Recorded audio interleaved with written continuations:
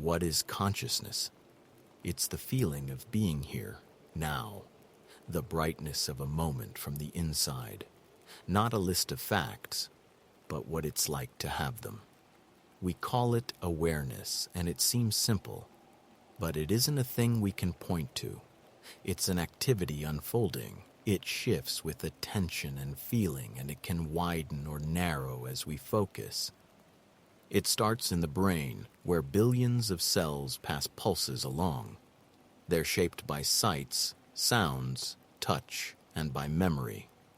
And the brain knits those signals into a single scene. It builds a model of the world, and a model of a self in it, running second by second. Because of that, thoughts can meet feelings, and plans can meet senses in one space. That space is what we notice as being aware. The self is part of the model, a story the brain keeps updating. Turn parts of it off with anesthesia, and the story falls silent. So consciousness may be what matter does when it models itself and its world with enough detail to keep going. It's not magic. It's a process, rich and fragile. It likely comes in degrees, in animals and maybe in future machines. And it lets the universe for a moment notice itself. Why do we feel aware? Maybe awareness seems like a light that's just on, but it's built from work in a living brain. Nerves fire and patterns rise and fade. On their own, they're only signals. We feel aware when many signals come together, and the brain builds a single scene. That scene guides what happens next, and it's shared widely inside. And some parts win time because we attend to them. Attention doesn't add magic. It just lets many regions work on the same thing at once. Memory joins, and language joins, and action plans join. The brain also guesses what's coming, then checks the senses. Surprises stand out, and the shared scene shifts around them. The brain also keeps a model of the body. Heartbeats, breath, and gut signals flow in, and they mix with sight and sound. Some patterns get tagged as me, and when the world scene links with this body scene, the moment feels owned. Pain feels mine, and a far sound feels like it's somewhere else. So there's no extra glow added on top. Awareness is the brain making a scene and folding itself into the scene. When a system can track the world and itself in the same breath, it can report being aware. We feel aware because a living mind can hold both, here and now. Where do thoughts come from? They begin in a living network that's always in motion. Billions of cells pass tiny sparks and chemicals along branching paths, and patterns rise and fall like weather.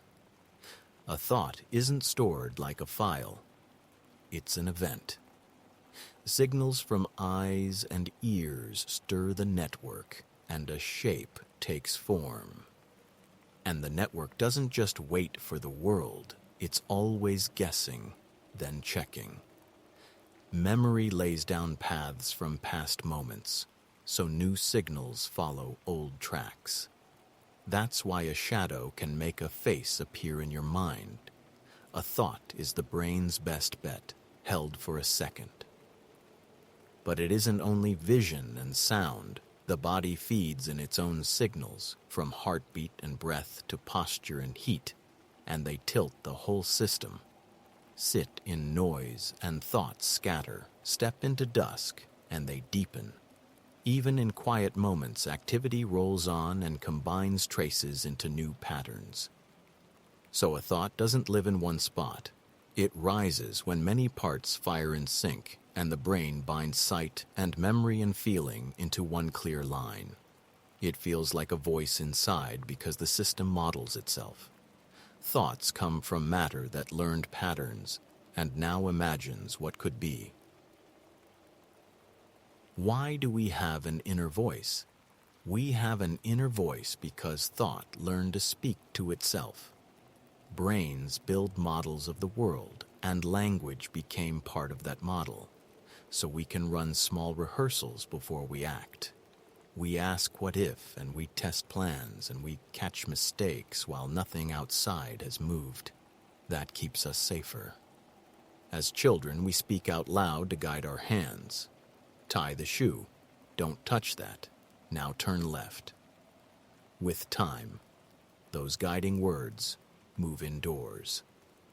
The inner voice helps hold a thought in place long enough to use it. It's a mental note, and it keeps steps in order while we work.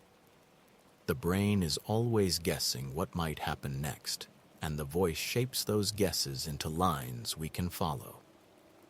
It turns a foggy feeling into a reason or a warning. Not everyone has it the same way. Some think mostly in pictures or moves. The purpose is shared, to guide choice.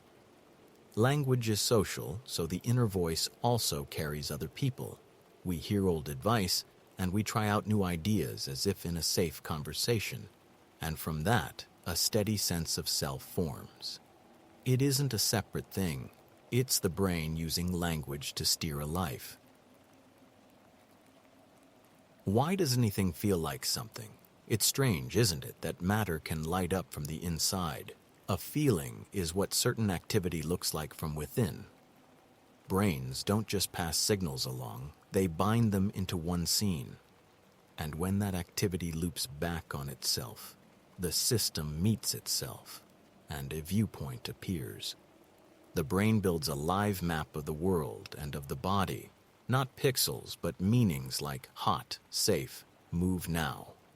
Signals from the body carry value because life needs to stay within narrow limits. When these streams are woven into one ongoing field, there's a way it feels to be that process. And the sharing matters. When one pattern is broadcast across many parts at once, sight, memory, and action access the same message, so it becomes the moment the system is in. The brain also predicts the next instant, then checks. Mismatch feels like surprise or pain. Match feels like clarity and ease. So why does it feel like anything at all? Because a living brain doesn't just compute, it cares, and caring is written into the signals. When the self-model closes the loop on a unified map, the process has an inside. From the inside, there is presence, and presence feels like something. What creates our sense of I? It feels like there's a small, solid center inside the head, but the feeling is built moment by moment. The brain gathers sights and sounds and touch, and it also listens to the body from inside. Heartbeat, breath, warmth, hunger. It knits these signals together and sets a point of view that says, here. Because the brain doesn't just record, it predicts what will happen next, and it asks what caused what just happened. The neat trick is that the best guess becomes experience. If sight and touch line up on a rubber hand, it can feel like it belongs to the body. So ownership and control are best guesses, not givens. Then time steps in. Memory stitches moments into a line, so the current view feels linked to last week and next year. A running story forms, and that story is shaped by other minds. Names, roles, and the way faces respond feed back, so the model of me includes how I matter to them. So the I is a model the brain builds to keep a body alive and a life on course. It updates, it can bend, and it can even thin out when brain patterns change. Not a ghost in the head, but a process. And that process is the universe, noticing itself from here. Why do emotions feel physical? Because an emotion isn't floating in the head. It begins as change in the body, and the brain can feel that. Your heart rate shifts, your breathing tightens or opens, the gut churns, muscles ready themselves, and chemistry floods the blood. Signals race up nerves, and the brain listens like a radar. So the mind doesn't just label a mood, it reads a pattern. A fast heart with a tight chest and a sharp focus becomes fear. A warm face and a shrinking posture becomes embarrassment. The brain also predicts what matters next, and it adjusts the body, so the feeling deepens. That's why grief aches in the chest and why anger burns in the hands. These aren't extras on top of thoughts. They are the emotion. The body shifts energy and posture to prepare action, and the brain calls that feeling by a name, because action without meaning would be blind. So emotions feel physical because consciousness is woven from the body's signals. The self is a loop of sensing and predicting that never quite stops, and it reaches into the skin and muscles and blood. When we notice that loop, we call it feeling. And it feels true, because it is. Why can't we shut consciousness off? We imagine consciousness as a light we could flick, but it isn't a device we use. It's an activity we are. The brain is always checking the body, reading the world, and predicting the next moment. Those loops run while the heart runs, and they knit a point of view that keeps returning. There are deep circuits whose job is to keep the rest of the brain awake and ready. As long as they have oxygen and fuel, the networks keep talking, and experience rises from that talk. You can't press a button because any button would be made of the same activity that wants to press it. We can dim it. Drugs can scatter the signal, and injuries can break paths, so awareness fades or goes missing for a while. But the system still guards the body, balances chemistry, and waits to reboot. Only when the deep drivers fail and the tissue itself dies does the stream of experience end. It also makes sense in evolution. Creatures that stayed a little watchful lived to pass their genes on, so the light tended to dim rather than vanish. Consciousness is the ongoing conversation between a body and a world.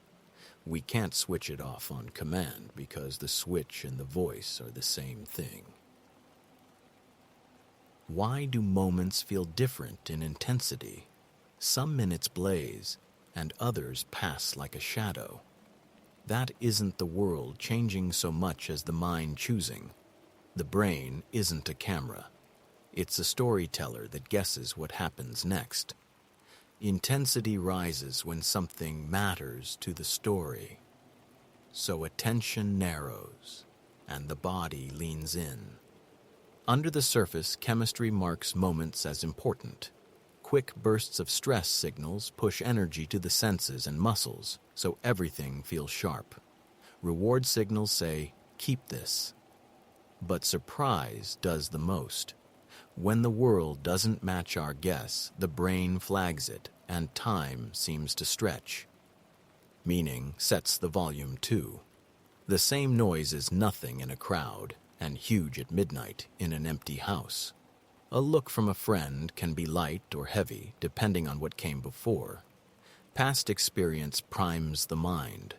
Fatigue dulls it. Novelty and risk lift it, and fast breathing adds heat.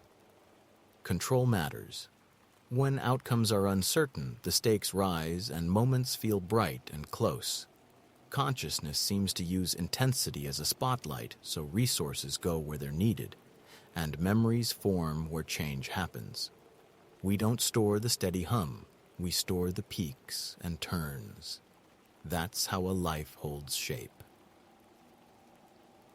Why does time feel faster or slower? Clocks tick steadily, but our sense of time is elastic. The brain doesn't read time the way a clock does. It tracks change, and it predicts what comes next. When change is rich or surprising, we notice each moment. When it's predictable, the mind glides, and minutes blur. In the moment, attention sets the pace. If we're bored and watching the seconds, each tick stands alone, so time drags. If we're absorbed in a task, attention locks to the task, not the clock, so time seems to run fast. The brain compresses ongoing experience when effort is focused. Memory then flips the rule. Novel days leave many distinct traces, so in hindsight, they stretch wide. Routine days leave few markers, so they shrink. A rush of danger speeds the body and sharpens snapshots, so events feel slowed. Chemistry that tracks reward and novelty nudges this inner clock. So there are two times at once, the shared time of clocks and the lived time of minds. We can't change the ticking outside, but we can change the pattern on the inside. Pay deep attention, seek real novelty, make clear memories, and time gains texture. Ignore change, and it thins. Why do we remember some things deeply? We remember some things deeply because memory isn't a hard drive, it's a living process. The brain keeps what changes how it predicts the world. When a moment brings attention and feeling and meaning together, it stands out. So it marks a turning point, even a small one, and the system saves it. Under the surface, signals flare when things matter. An alarm network tags the moment, and stress or reward chemicals flow. That tag tells the memory builder to bind sights, sounds, and thoughts into one scene. And when we revisit it, links between nerve cells grow thicker and faster, so the path gets easier to find. A face tied to a place and a story gives many doorways back. Surprise carves it in because the mind updates when the world breaks a pattern. And slow practice works because small gains stack and turn moves into memory. So some burn in fast and some settle over time, but both can go deep. And this links to consciousness because awareness needs a past to shape a future. Deep memories stitch moments into a self so choices have a thread to follow.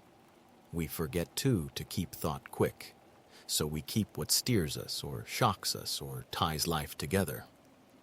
That's how some things sink in and stay. Why do dreams feel real? When we're dreaming, the brain doesn't wait for the world. It builds a world out of its own signals, and it uses the same circuits it uses when we're awake. Vision areas fire like there's light. Sound areas crackle like there's noise. And because the machinery is the same, the experience has the same weight. The parts that question and check are quieter. The frontal regions that hold rules and doubt go soft, so events aren't challenged as much. At the same time, emotion systems are vivid. Fear, joy, desire. They push the story forward. Strong feeling plus vivid senses is a powerful mix, so it feels convincing. The brain is a prediction machine. It always makes a best guess about what's out there, then updates with signals. In dreams, it runs the guess on its own, but it still aims for a coherent scene. It stitches memories and traces from the day into a world that behaves, so it passes its own test. And the body is held back by design, so actions stay inside the head. That safety lets the mind try, moves, and feel outcomes without harm. When we wake, the same memory systems leave a residue. So dreams feel real because reality, to a brain, is any pattern that fits and feels complete. Are thoughts chosen or automatic? A thought often arrives before it's announced, and then it's noticed. That feels automatic. The brain is always active, even when nothing much is happening, and it predicts what comes next. So patterns roll on, and a thought appears. But choosing doesn't vanish because choice works on what happens after arrival.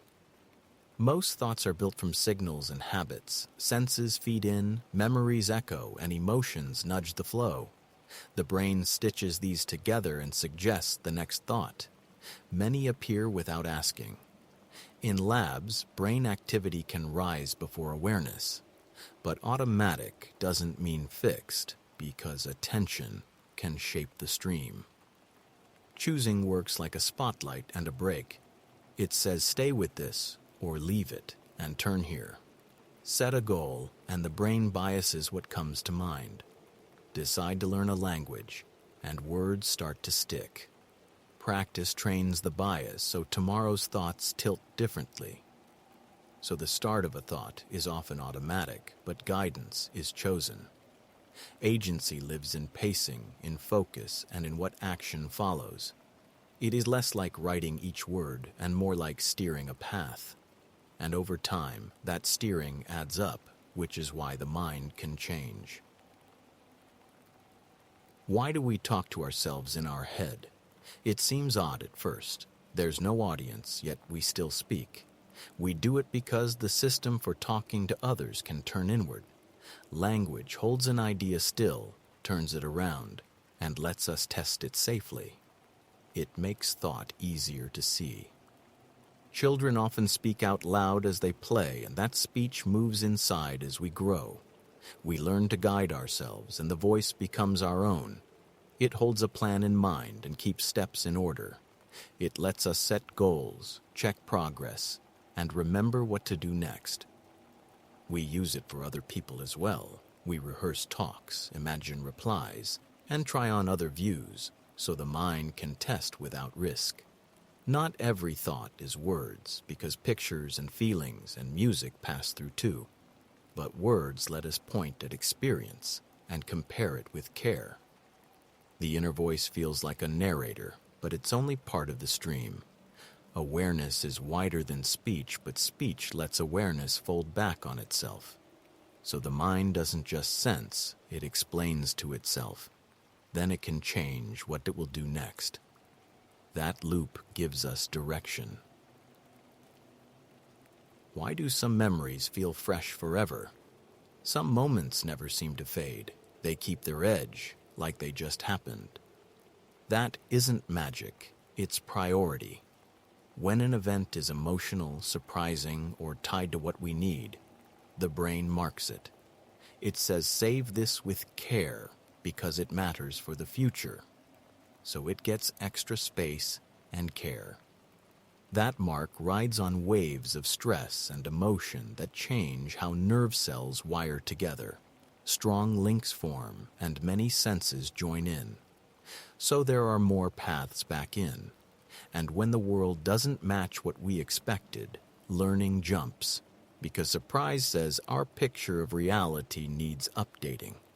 The body helps by flooding the system.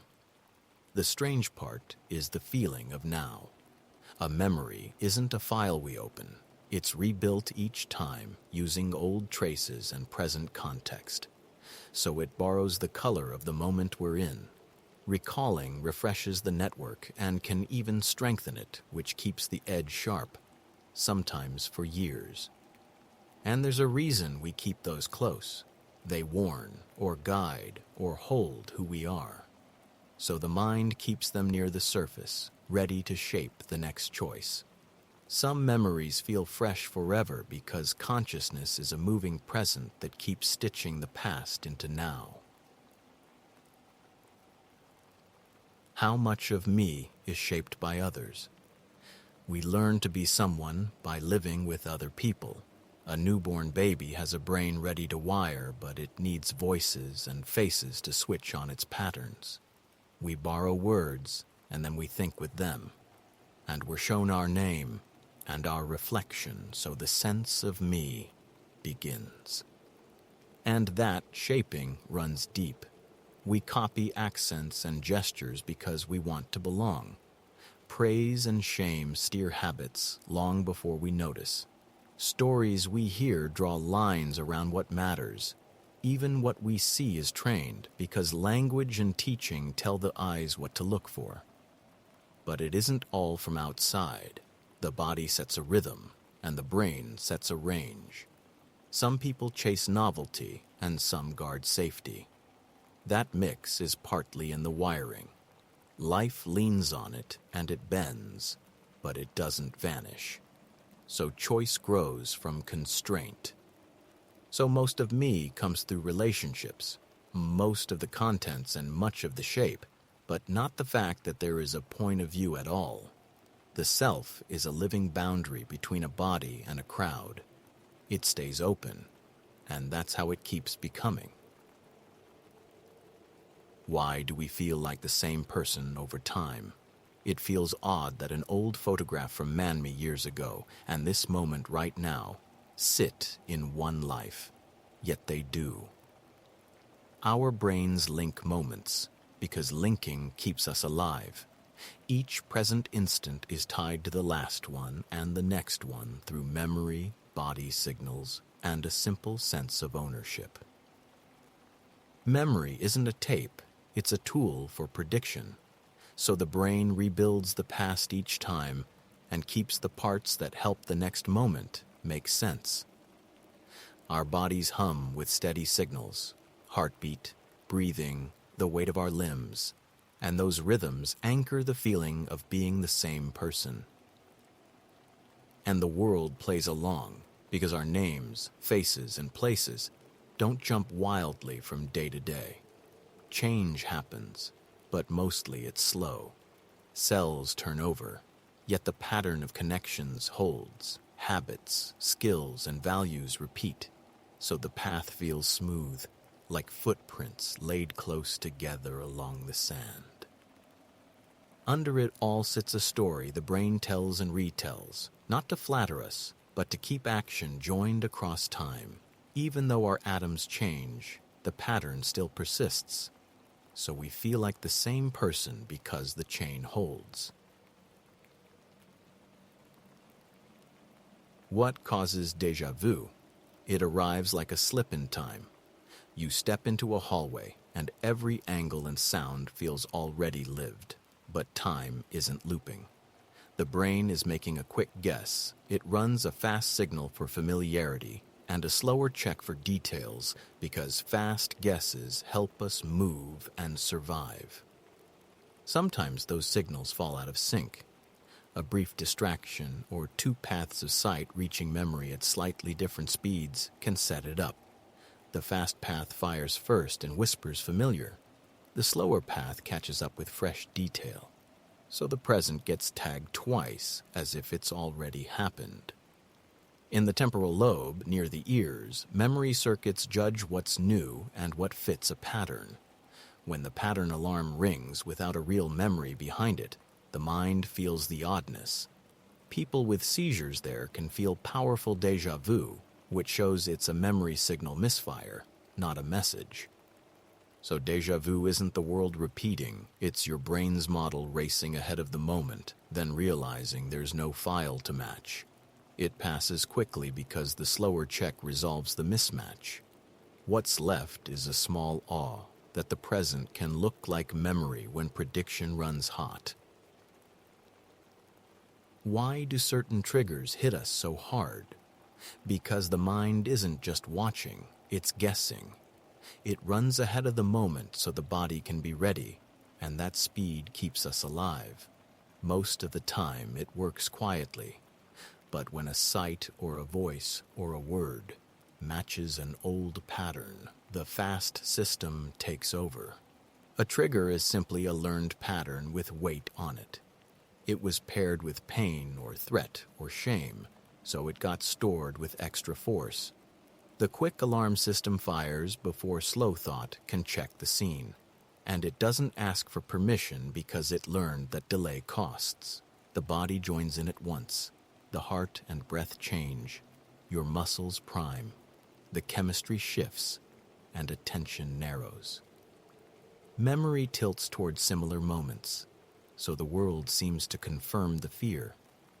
Consciousness arrives like a spotlight on a stage that's already set, and it feels true because the whole system agrees. This isn't failure, it's history doing its job a little too well.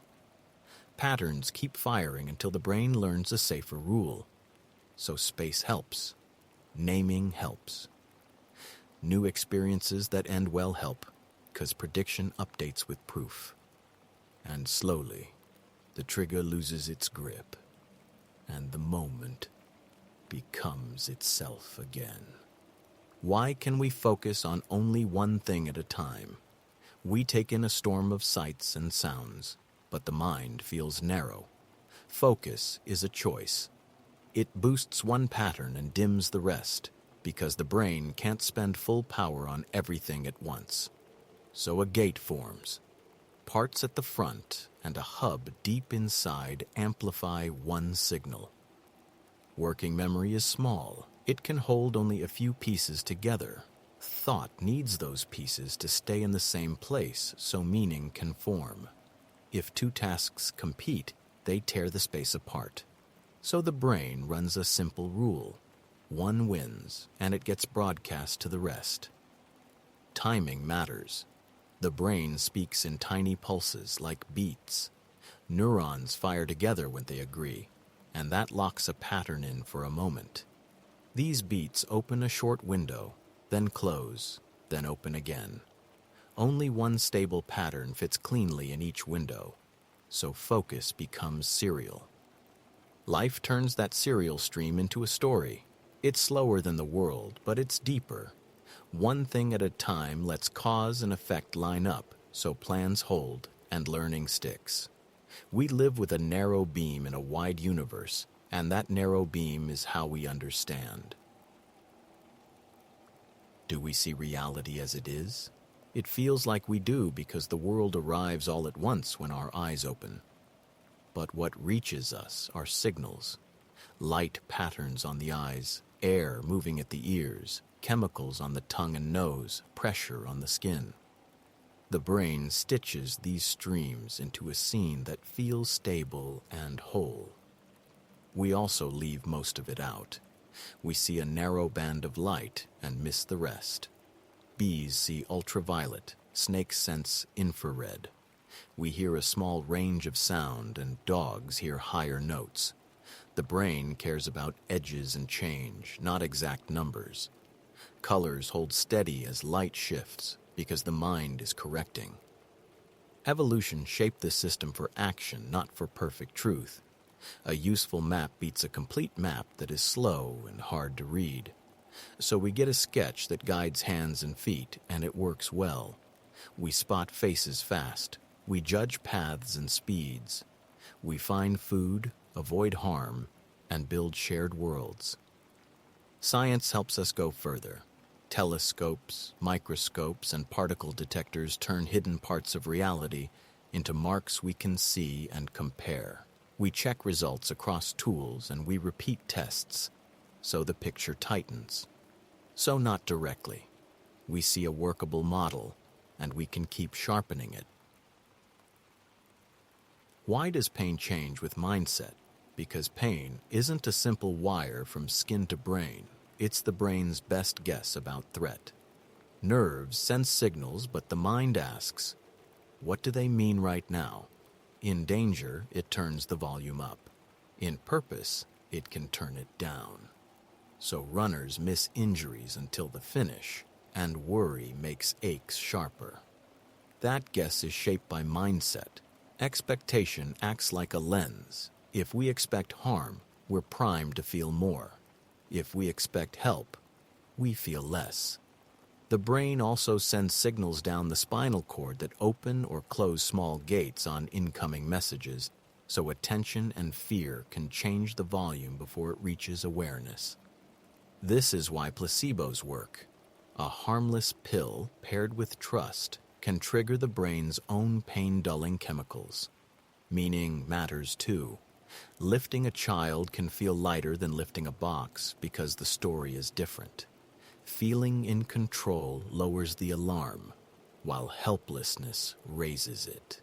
Memories of injury set expectations, so old pain can echo. So mindset matters because pain is the brain's protection system, tuned by context and meaning. It isn't a damage meter. It's a living forecast about risk, updated each moment. When the world feels safe and purposeful, the forecast eases. When it feels dangerous, it flares. And that shows how thought can shape raw sensation. Why do illusions fool us? We think sight is a simple feed from the world, but it's a construction. The eyes send noisy partial signals, and the brain builds a best guess. It has to be fast and stable, so it uses rules. Usually those rules work. Illusions push them in the wrong direction, so the guess slips. Because the brain predicts. It uses past experience and the scene around a thing to guess what that thing is. Light on a surface can change, so the brain corrects for shadows. Then two patches with the same amount of light can look different. The correction helps in life, but it's exposed in illusions. Perception also runs on a small delay. Signals arrive at different speeds, so the brain smooths time. That's why a jump can look like a glide, or a flicker like motion. And attention is narrow. When we lock onto one task, big changes can vanish because the mind keeps a stable story. So illusions show the rules that build our conscious world. They aren't errors in a camera. They're side effects of a system that bets on the most useful world, then updates when it must. That's why they feel so strong, and why they teach us that seeing is a guided act of mind. Do we all see colors the same? It's tempting to think color is out there, fixed, but color is built inside the brain. Light hits the eye, and 3 kinds of cone cells respond to different ranges of wavelengths. The brain compares their signals, and from those comparisons, it makes a stable feeling. That feeling is what we call a color. But no 2 eyes are exactly the same, and neither are brains, so the recipe shifts a little. Genes can nudge cone sensitivity. Some people lack one cone type, so reds and greens collapse. Lenses yellow with age, so whites warm. Yet traffic lights still work because shared wiring keeps broad agreement. Context matters as much as biology. A gray square can look bright or dull depending on the light around it, because the brain tries to keep objects steady while illumination changes. 2 different spectra can feel identical as one color, which shows the system reads patterns, not single beams of light. And there's a deeper hitch. No one can step into another mind to check whether red feels the same. We compare by matching chips and naming shades, not by swapping experiences. Most maps line up enough to live together, but not perfectly. That small drift is why art and taste keep surprising. Why do we feel located in our head? It seems obvious that we live behind our eyes, but that feeling has a cause. Sight floods the brain with detail, and it comes through the front of the head. Sound wraps around the skull. Balance sensors sit in the inner ear. So the richest, most trusted signals arrive up here together. The brain stitches those signals into one ongoing scene, and it needs a stable here to line them up. It tends to pick the spot where precision is highest. That's around the eyes and ears. Our gaze guides our hands, and attention rides with it. Even inner speech seems near the mouth. But this is a useful guess, not a rule. The sense of location can be moved. A rubber hand stroked in sync can feel like ours. Virtual reality can lift the viewpoint out of the body. Some migraines and seizures shift it too.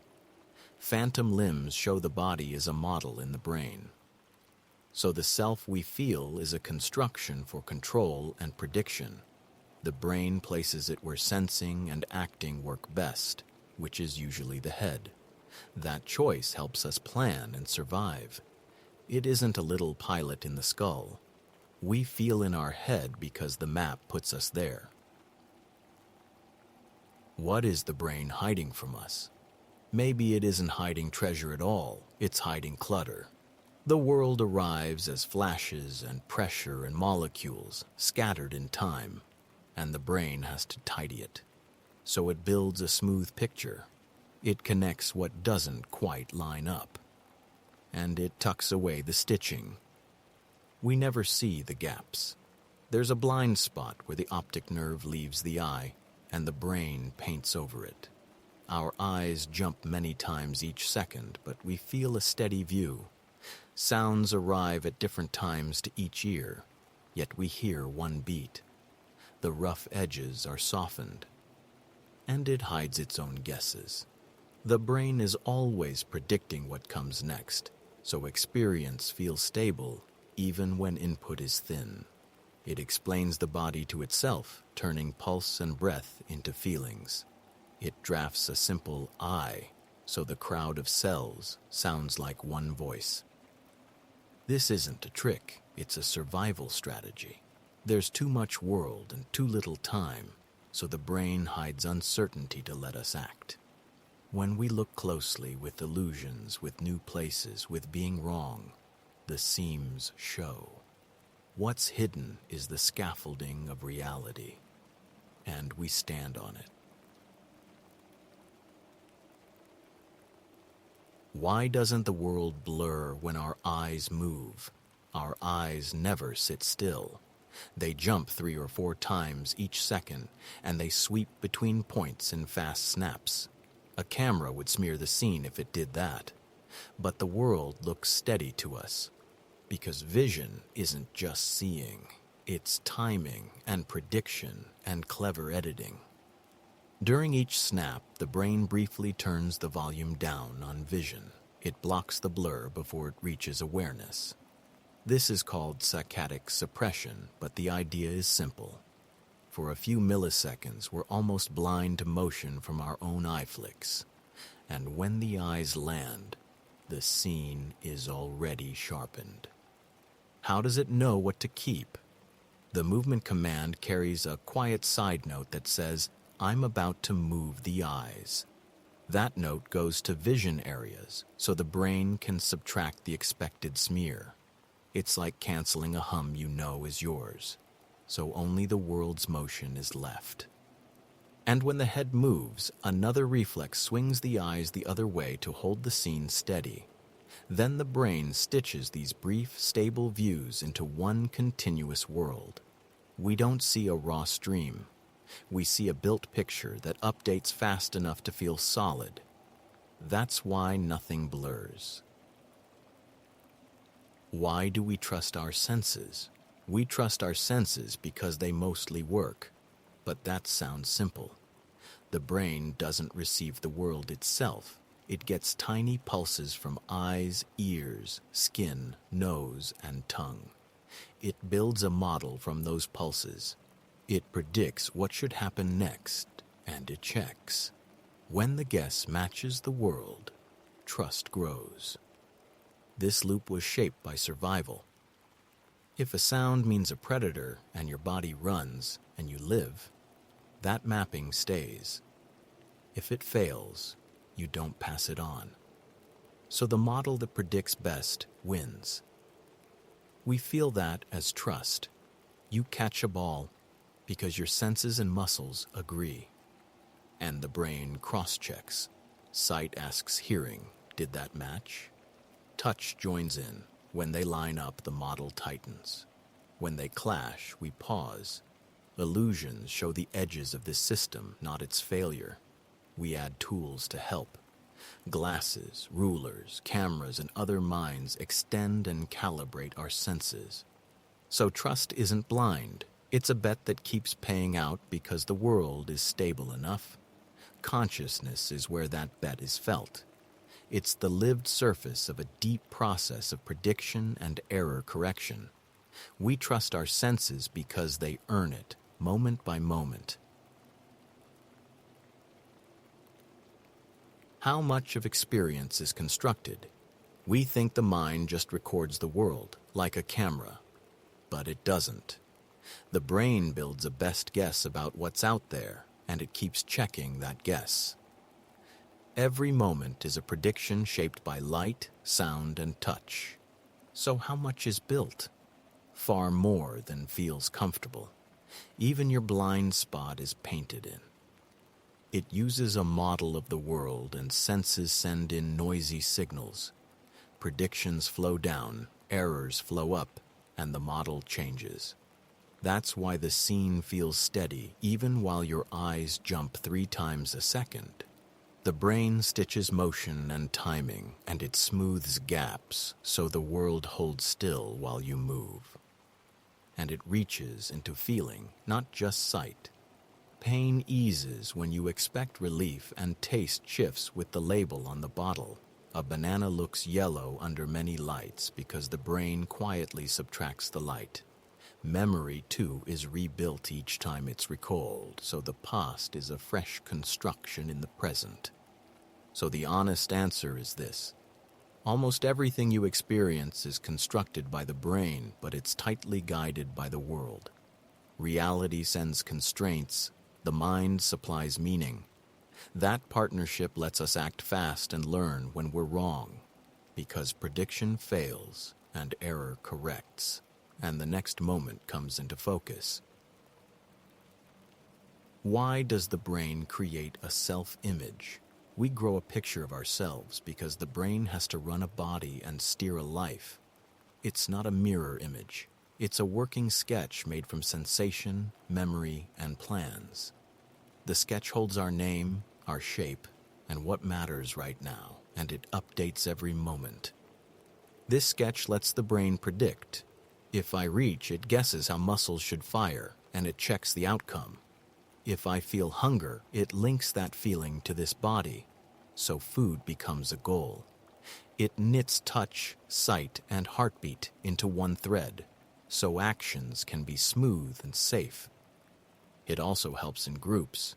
To work with others, the brain needs a stable someone at the center of the story. So the model says there's a me who remembers yesterday and expects tomorrow. That sense of continuity holds our promises together, and it lets us plan, learn, and take responsibility. But the self-image is a model, not a little person inside the head. It can stretch and it can fail, as in dreams or during injury, which shows it's built, not found. And that's the wonder. A fragile sketch, updated by the second, is enough to guide a whole human life. Why do we feel empathy? Empathy feels strange at first. We're moved by a hurt that isn't ours. It's not magic. It's a skill our brains learned in social lives. The brain builds a model of the world and of the body that moves in it. To predict, it also models other bodies and minds. That's where the echo starts. Groups endured because they could act together, so empathy helped with food, care, and danger. Babies are wired to lock onto faces and voices. They copy expressions. They cry when others cry. People who sensed fear or need could prevent harm. Their groups lasted. So brains that shared states left more descendants. Under the hood, the trick is reuse. When we see a hand cut, our pain maps flicker. When we watch grief, our breath slows and the chest tightens. The brain runs its own circuits as a guess. It asks, if that were me, what would this feel like? The answer arrives as feeling.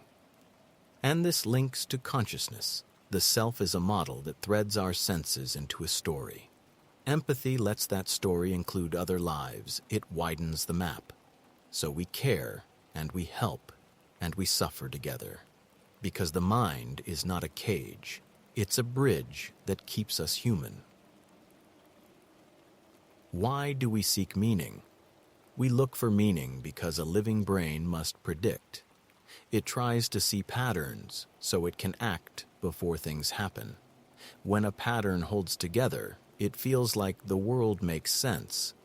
That sense guides choices and cuts noise. So meaning is prediction, but stretched over a life.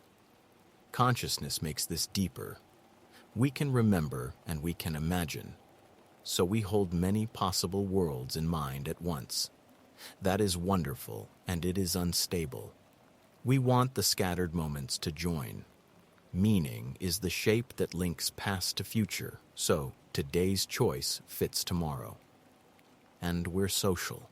We survive and thrive together. Shared meaning lets groups move as one. It's how trust forms, because we think we see the same world. We build rituals, laws, and art to carry that shared map. So seeking meaning is also seeking each other and seeking belonging. There's one more force. We know we end. That knowledge presses on every choice. It asks what this hour is for, so we stitch purpose into work and love and learning, not to escape death, but to fill time with value. Meaning is how awareness becomes a life. Why do we fear losing ourselves? We fear it because the self is the anchor that holds our world. The brain builds a model to predict and act. Without it, choices float. That model is made from memory, body signals, habits, names, places, and faces. And when it loosens, it feels like the floor is gone beneath us. A steady self helps survival because it carries goals across time. If today's you forgets yesterday's plan, the plan dies. So the brain guards this thread with memory and attention. When we sense that thread fraying in grief, illness, or under anesthesia, it feels like a direct threat to being here. Our self is also held by other people. We are the stories they tell us and the roles we play with them. Losing that risks losing our place in the tribe. That once meant danger. So the fear is old, but the mind is fluid. It changes each day and the thread still holds. Maybe we fear not change, but meaning falling apart. We want a life that adds up, so we grip the story because it gives tomorrow a path from today. The truth is, the story can bend and still be ours. We fear losing ourselves because we care that it matters. Why do we imagine futures? Because the present is the thin edge, and choice needs more than what's here. The mind runs a little ahead and asks what if, so we don't leave life to chance. It's rehearsal. Even small acts like catching a ball depend on guessing where things will be. Memory makes this possible. It doesn't just store yesterday, it breaks it into pieces and lets us shuffle them. The same system that lays down a place and a face can stitch a scene that never happened. We project a path, test outcomes in thought, and keep the ones that help. And it isn't only about danger. We imagine for love, for work, for meaning. We try on a life before we live it and feel what it might cost. Because shared futures are powerful, we tell stories and make plans. Groups align on a picture, and then they build toward it. Underneath is something about time and mind. Nerves are slow, the world is fast. So awareness leans forward to stay in step. Prediction lets experience feel smooth. Imagination pushes further. It lets us bend possibility before the world hardens into fact. We imagine futures so life can aim. What makes a personality unique? It begins with a body and a brain that grow from a shared recipe, but never in the same way. Genes sketch tendencies, not certainties. Nerve cells reach out, meet or miss, and try again. And small misses change later paths. Tiny differences snowball, so sensitivity, timing, and wiring already drift apart. Then experience starts carving. First light and voices, touch and movement, joys and pains. The brain learns by prediction and correction, so each moment updates the map. Memory links feelings to stories. Language gives names for patterns. Culture sets norms to push against or follow, and those pushes shape our style. And there's the loop with other minds. People respond to how we act, and we tune to them, and they tune back. Rewards and frictions teach habits. Habits feel like traits. Biology keeps leaning in through hormones, body rhythms, and health, shifting tone and energy, while the long pattern holds across days. So uniqueness isn't a single core, it's a stable shape made by brain and body walking through time, pressed by chance and choice and other people. It's the path, not just the walker. No one else has that path, so no one else feels the world quite the same way. Why do we feel guilt alone? Because guilt isn't a performance. It's the gap between what happened and the person we think we are. No crowd is needed for that. The mind holds a model of its own values, and it checks. We evolved in groups, and we carry those voices within, even in silence, so it turns inward and measures. Think about how often the mind rehearses. We explain, we justify, we imagine their faces. That rehearsal doesn't stop when the room is empty, because the brain can play both roles. The judge is imagined, but the feeling is real, since the standard was learned from real people and real costs. When we're alone, attention has fewer places to run, so memory sharpens. We replay the moment, and we see the harm, and we see the turn we didn't take. Guilt rises there, not to crush us, but to point. It says repair the link, change the pattern, make tomorrow different. And this hints at something about consciousness.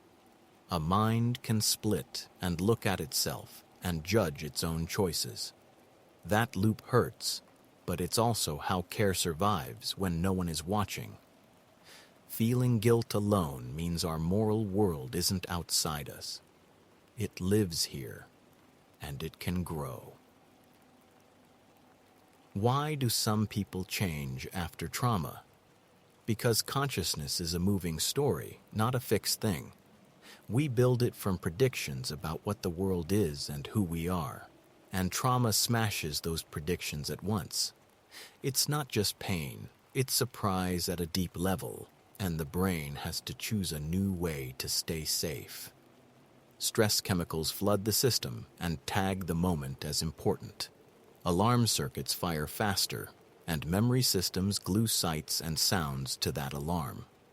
Connections shift because the brain learns by wiring together what happens together.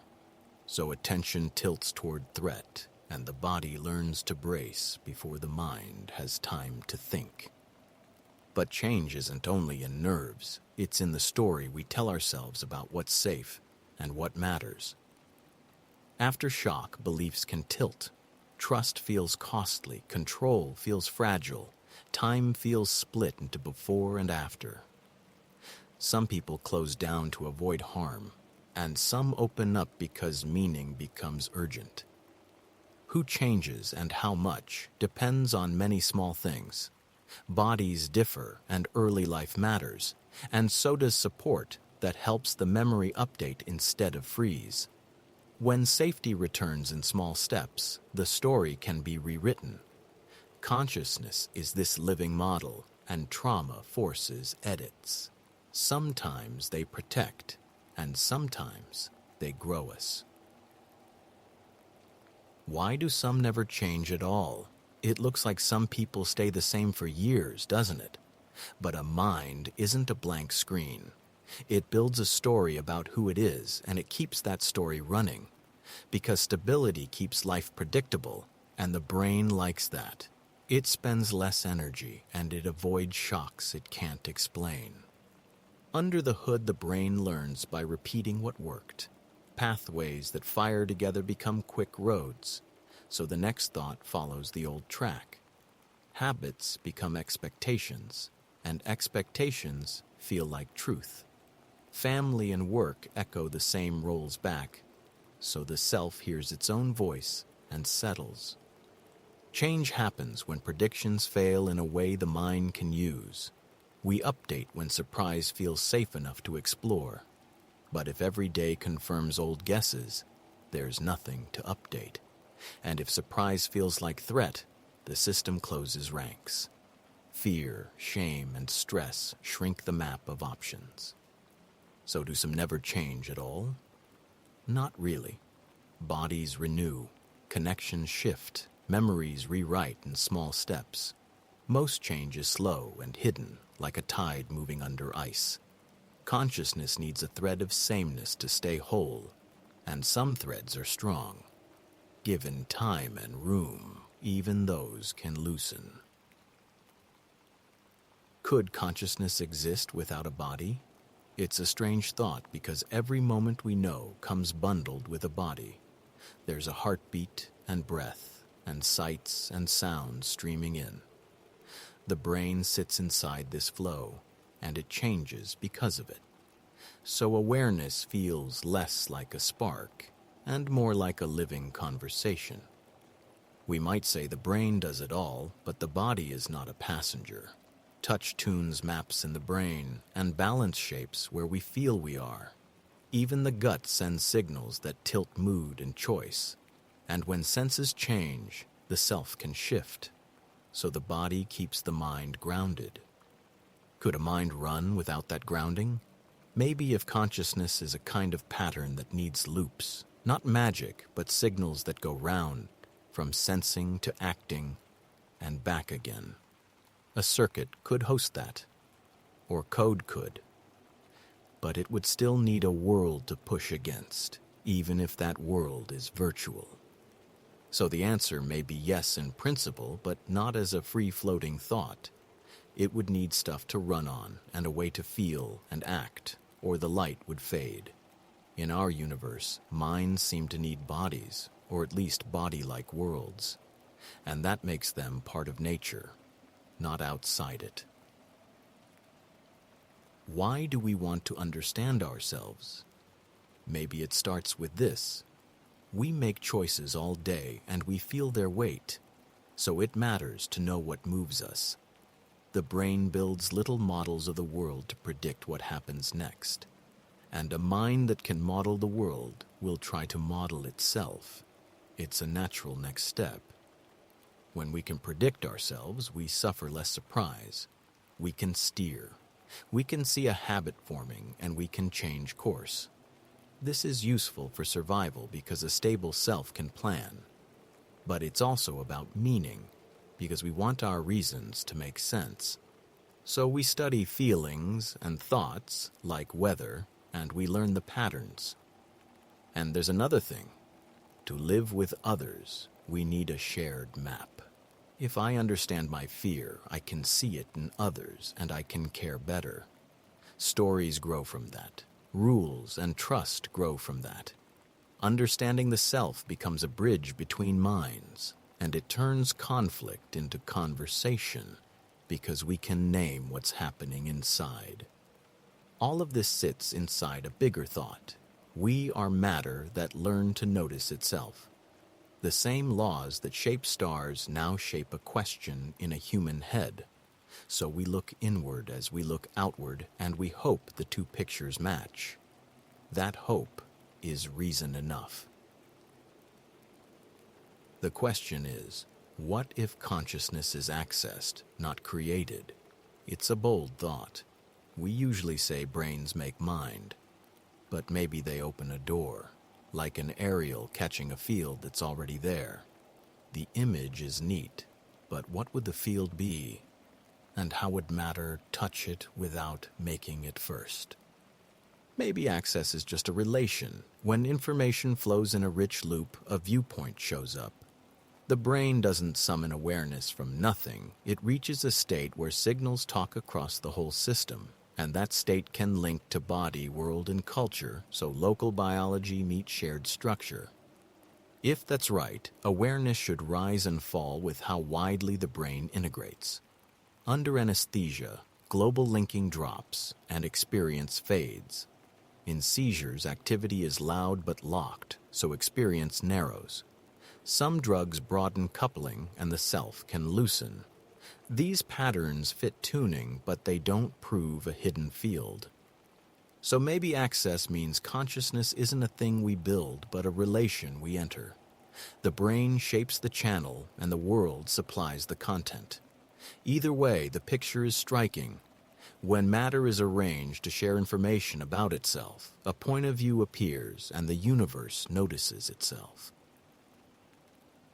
Could you exist in other timelines? We think of you as a single thing, but you're a process held together by memory. So ask this first. If that process ran somewhere else, would it still be you? A timeline is just a different way events could unfold. If timelines exist, some could hold a process very close to yours. Some ideas in physics say that when events could go different ways, reality may branch. For a while, the branches share the same past, your life up to now. Then small differences grow. In one branch, you turn left. In another, you don't. The bodies are copies, and the minds drift as the days unfold. So could that be you? It depends what you mean.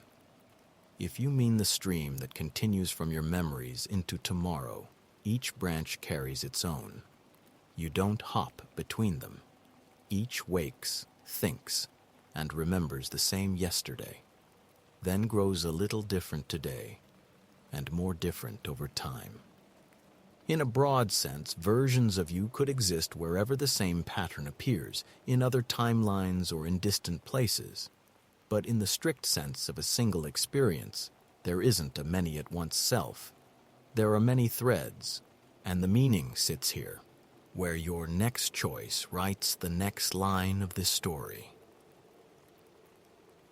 What happens to awareness at death? We can start with the body. Awareness depends on a living brain, and the brain is a network that needs oxygen and sugar. When the heart stops, that flow ends, and the network begins to fail.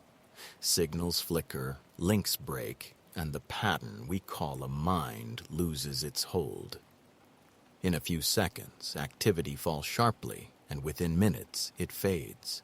Sometimes there's a brief surge as circuits fire together, which sounds dramatic, but it's the last storm, not a return. Without blood, cells can't keep their balance, so the global pattern can't hold. It's like pulling power from a city. So what does that mean from the inside? It isn't darkness, because darkness is still something. It's the absence of experience. Like before you were born, there's no after moment to register the end, so time doesn't stretch. The final instant is simply the last, and then there's no more there to notice. But the causes of awareness don't vanish without a trace. The body returns to the world it came from, and the patterns you shaped remain in other brains, in words, in acts. Awareness is a process, like a wave held by water. When the process ends, the wave is gone, and its ripples remain. Could consciousness exist with no senses? It seems simple, but it isn't. First thought, we tie awareness to seeing and hearing and touch. Take those away, and does the light go out? I think of consciousness as the light itself and senses as what it falls on. So the question becomes, can the light stay on with an empty room? We know people can lose sight or hearing and remain vividly aware. Sit in stillness and the mind keeps running. There are thoughts, body feelings, and memories because the brain is active by itself. Neurons chatter all the time, and that activity can build scenes and stories from within, so content can come from inside. But what if every door is shut, even the body's signals? Then awareness leans on memory and predictions looping through the brain. A mature mind might keep a sense of self and time going for a while. But from the very start, with no input at all, it might not form. So the answer is a careful yes for a built brain. Consciousness could exist with no senses, but it would be spare, unstable, and fed by memory. Senses don't switch on awareness, they feed and shape it. The light can be on without a view, but the view gives it meaning. Are we dreaming right now? Strange, isn't it, that both dreaming and waking can feel equally real? The brain never touches the world. It reads signals, and it builds a world that makes sense. So the question is fair. If that model can be vivid in dreams, what lets us trust this one? In dreams, scenes jump and rules bend, and the world follows feeling. Awake, the world pushes back.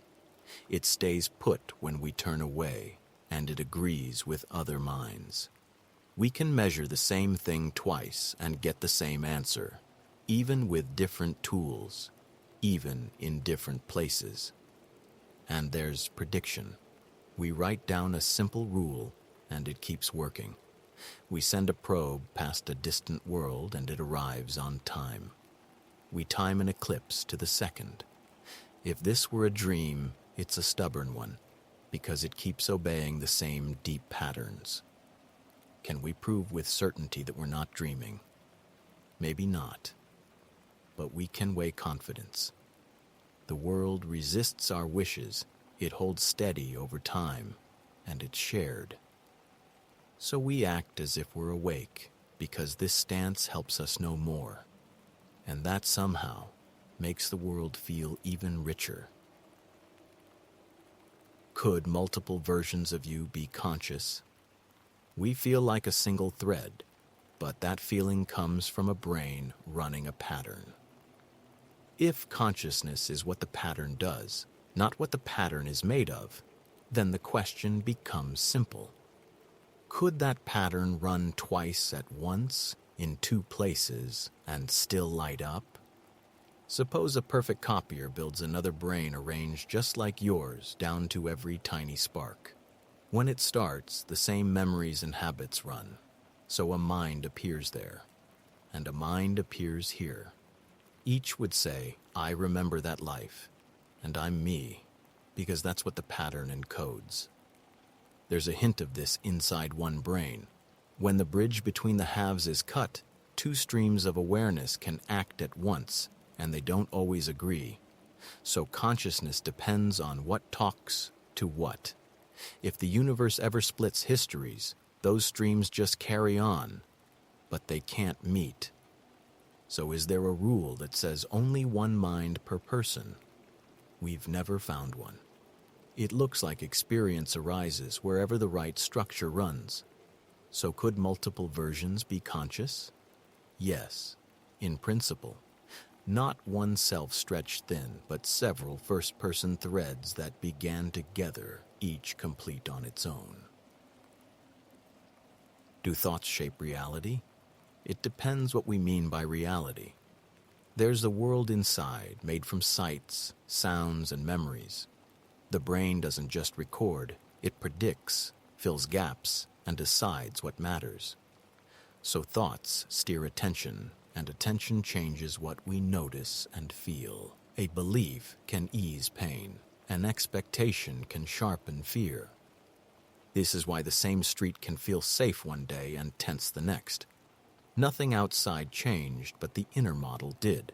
Thoughts set goals, and goals guide choices, and choices move bodies. But do thoughts push atoms by themselves? No.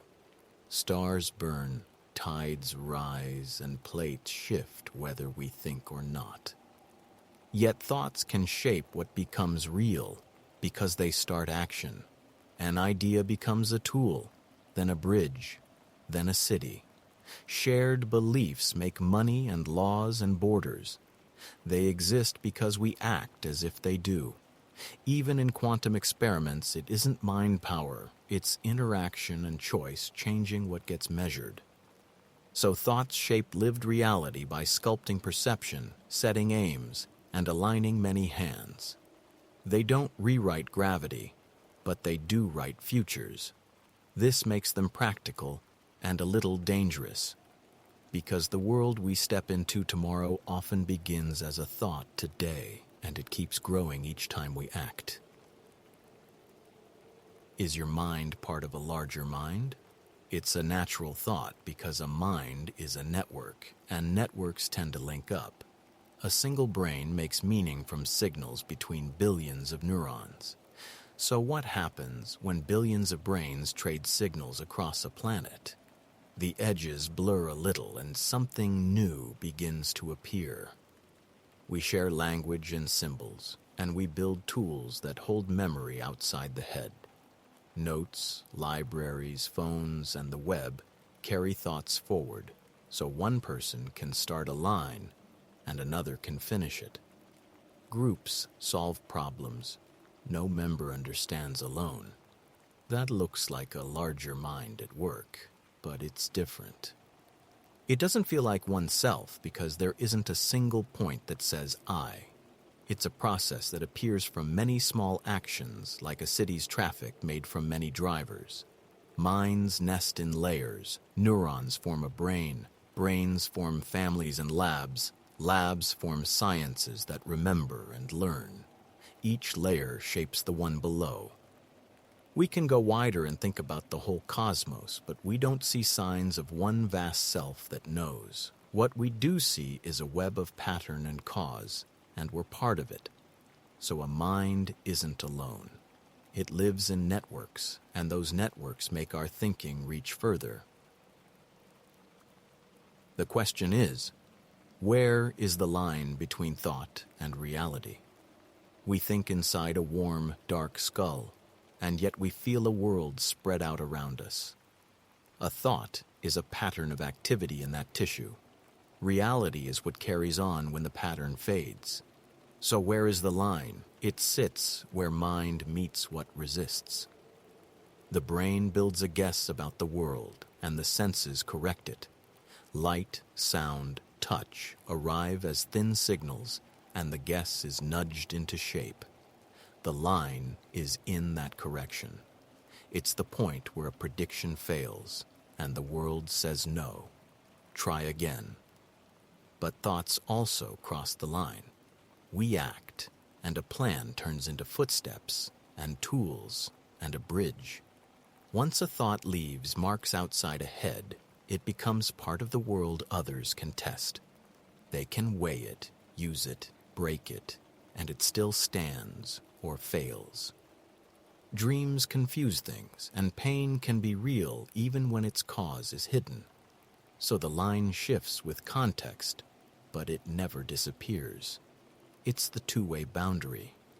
The world pushes back on our ideas, and our ideas push back on the world. That meeting is where we live. Why do some moments feel destined? Some moments feel like they were waiting for us. That feeling isn't magic. It's how a predicting brain meets the world. The mind keeps guessing what comes next, and it keeps maps of many paths. When events line up with a strong hope or fear, the match feels exact, like a key finding its lock. Emotion turns the volume up. A charged moment gets tagged in memory, so it shines brighter than the dull ones around. We also notice hits and forget misses. A strange meeting stands out, but all the near misses fade. So patterns jump forward and gaps fall away. The mind links the pieces that fit, and the line looks drawn. Then there's time. After something happens, we retell the path back to the start. We smooth the bumps, and the story feels clean. But before it happened, there were countless branches. Only one branch becomes real, and the rest vanish. When choice and chance collapse into one outcome, it can feel like there was no other way. Physics doesn't mark a moment as special, but causes do gather and push. Small nudges add up, and a rare turn can land just so. Calling it destiny is how a human life makes sense of that landing. It helps us commit, and it gives weight to memory. And sometimes that story is right enough to carry us forward.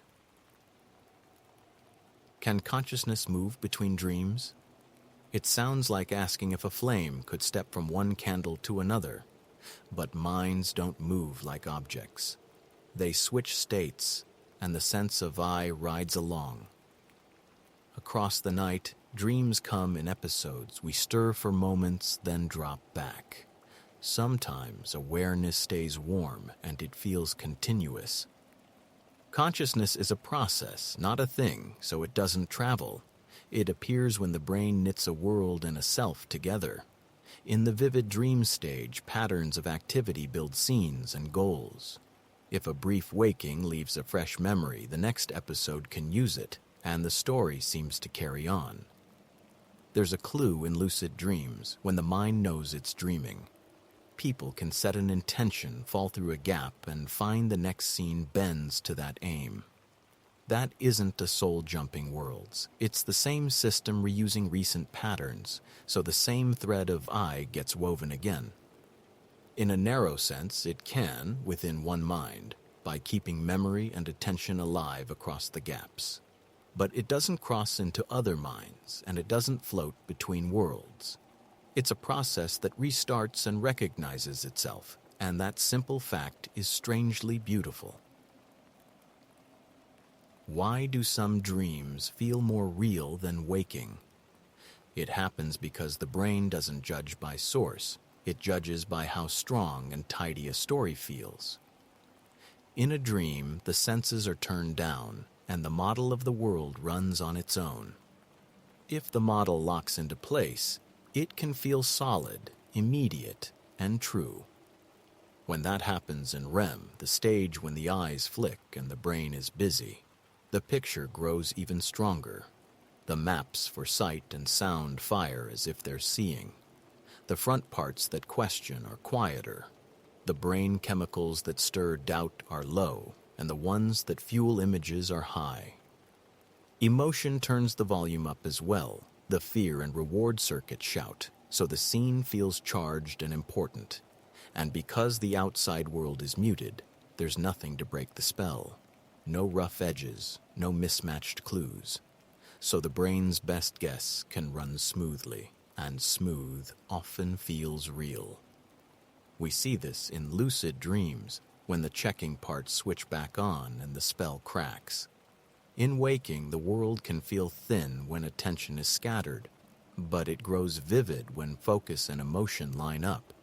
So real is the brain's confidence score. Sometimes the inner model wins, and it glows. Is déjà vu a time glitch? It can seem like the present slips, as if time repeats itself, but time outside doesn't loop. The brain does comparisons every moment, and it predicts what comes next, and it checks the match. Déjà vu is when the brain's sense of familiarity fires without the memory to back it. Sometimes two pathways process the same scene, and one runs a heartbeat behind. So the second arrival feels like a repeat, and the system tags it as known. Other times, a tiny cue triggers a pattern like a song from one note. The feeling of familiarity rises, but there's no clear place to put it. That idea fits with what happens in seizures that start near the temples, in the part of the brain that handles memory. Strong déjà vu can appear there on its own. So it's a brain spark, not a cosmic slip. And it passes in seconds because the mismatch clears as the checks align. Time outside keeps flowing, steady and indifferent. Our sense of time is built inside, from memory and prediction working together. Déjà vu is that system showing its seams for a moment. Not a time glitch, but a hint of how consciousness stitches a present from the past and the possible. Why do we feel watched alone? An empty room isn't truly empty to the mind because the mind is built for company and for danger. For most of our history, a rustle could mean a predator or a person. So it was safer to assume a presence and act. That bias never left, even indoors at night. Because the brain hunts for eyes and intentions, it sees meaning in vague shapes. A coat becomes a figure, and a shadow looks like someone waiting. When light is low and sound is unclear, the brain guesses.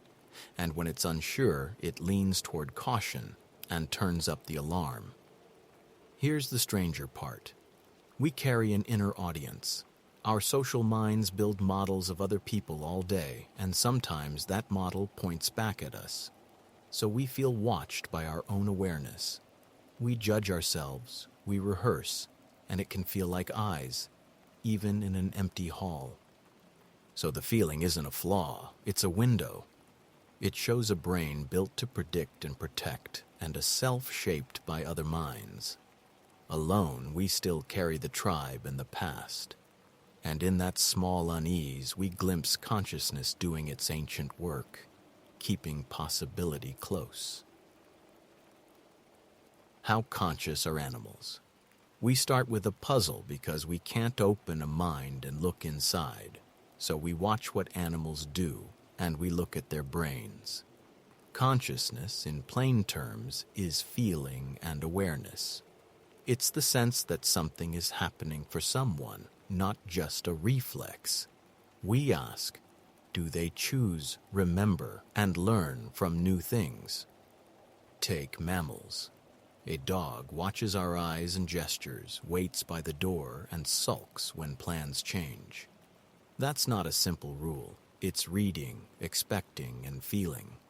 Apes stack steps to reach fruit and pass the mirror test, which hints at a self-image. Elephants touch marks on their heads and pause over bones. Now birds and the sea. Crows bend wire to make hooks and hide food, then re-hide it if another bird was watching. Parrots learn words for shapes and numbers. Octopuses explore, solve locks, and seem to play. Fish avoid painful places and trade rewards against risk, which looks like feeling and choice in a simpler form. So how conscious? It's not a switch. It's a spectrum with many styles. A bee's mind may be a tiny flicker, yet it learns patterns and counts small numbers. A pig or a chimp may have rich scenes. Different brains can build awareness in different ways. And the fact is, we share the planet with minds. Is the brain filtering most of reality? We tend to think it is, because the world holds far more than our senses take in. Our eyes catch a thin slice of light, and our ears hear a narrow band of vibration. The brain takes those bits, and it compresses them, because energy is scarce and speed matters. It predicts what's likely out there, then checks against the signals. That's why we glide over a missing letter or hear a word in noise once we expect it. Illusions aren't glitches, they're the brain's bet. So yes, it filters by guessing and discarding what doesn't fit the guess. But filtering doesn't mean a curtain that hides truth. It means a useful sketch instead of a perfect photograph. Animals need that to survive, and we've learned to reach beyond it. Telescopes open invisible light, microscopes reveal cells. Detectors catch particles that pass through us by the trillions. So the brain filters most of reality in practice and builds a model that works here and now. It isn't the whole universe, but it can be corrected and widened. That's the wonder. We live inside a working sketch, and with curiosity and tools, the sketch keeps becoming more true. Does awareness continue briefly after death? It helps to see death not as a switch, but as a fading. When the heart stops, blood flow drops to almost nothing, and the brain runs out of oxygen. Consciousness needs a living network, and that network fails fast. In most people, awareness slips in a handful of seconds after cardiac arrest. The window is small, and it closes quickly. But the cells don't all die at once, and that's important. Neurons can fire for minutes, especially in deep parts of the brain. In a few cases, monitors have seen late surges of fast brain waves. They look lively, but they may be noise. Without wide communication, activity isn't awareness. So where do near-death stories fit? People who are revived sometimes recall light, a tunnel, a presence, or floating above. A starved brain can make vivid patterns because control circuits fail and chemicals surge. Memory then stitches moments into a scene. If a person isn't revived, any scene is lost with them. Put simply, it seems to fade within seconds, and any last flickers are brief and fragile. Death is a process, not a moment, but consciousness needs a working loop. When the heart stops, the loop breaks, and experience can't hold together. and the story ends where the network falls silent. Why do some wake from comas changed? We imagine the mind as a solid thing, but it's a pattern in living brain tissue. A coma happens when the systems that let parts of the brain talk go offline, often after injury or lack of oxygen. While the body lies still, cells struggle, connections change, and chemistry shifts. So the pattern doesn't pause. It drifts. Consciousness needs many loops to be open at once. Deep hubs in the brainstem and thalamus keep the cortex awake, and wide networks share signals like a city grid. If hubs are hurt or cables are sheared, the flow returns differently. Personality, mood, and attention live in those flows, so changes make sense. Then plasticity begins. The brain tries detours and builds new routes. Nearby areas take over jobs, and unused paths strengthen. That can bring unexpected shifts. Some lose filters and become more direct. Some feel flatter or more anxious. Very rarely new skills appear because a route that was quiet now carries more weight. And there's the human part. Weeks in intensive care, strong drugs, and the shock of nearly dying can reshape memory and meaning as well. So the person who wakes is them, but tuned by new wiring and a changed story. It shows the self is a living process, and processes change. Does the mind store memories we can't access? We think memory is a shelf we open, but it's not. It's patterns of activity that get shaped by use. Some patterns are strong and clear, and some are faint. The mind doesn't record everything, and it doesn't play back like film. So yes, some traces sit below awareness. When we live through something, the brain stores parts across many areas, and a small hub links them. If that link weakens, the pieces remain, but the path is hard to find. So a scent can bring back a moment, and a name can hover just out of reach. There's also memory that never needs awareness. We can ride a bike after years because the skill lives in practice, not in a story. And past experience can nudge our choices through tiny hints called priming, even when we don't notice it. So the mind keeps more than we can declare. Do hidden memories wait forever? Some do, and the right cue can unlock them. Others fade as the wiring changes, so there's nothing left to reach. That mix is why memory feels both vast and fragile. Our conscious story is only the lit part, and the rest still shapes the path. Why do some thoughts feel foreign? A thought sometimes arrives like a stranger. It pops up and it doesn't feel chosen. That's not odd for a brain like ours, because thinking isn't a single voice. It's many processes running at once. Patterns fire, memories combine, and a line appears before the sense of authorship does. When the brain expects a thought and the timing fits, it feels like mine. It's linked to an intention, so it carries a clear tag. But when attention is elsewhere or emotion pushes hard, a thought can land without warning. It came from inside, yet it missed the usual cue. That's why stray lines show up in the middle of a task. An old song repeats or a sharp image flashes, and it feels odd. The hidden work spilled over. In more extreme cases, the tag fails more often, and inner speech is heard as a voice. It's the same machinery. So the feeling of foreignness isn't proof of an intruder. It's a window on how the self is built. There's no single captain in the head. There's a model that says, this was me, and this wasn't. When the model slips, we notice the edge, and that edge is fascinating. Is consciousness shared? It feels private, like a lit room behind the eyes. And yet the question keeps tugging. If it's only in a brain, how do we meet in a thought? A simple place to start is this. Consciousness is the feeling of being here now, stitched from senses, memory, and need.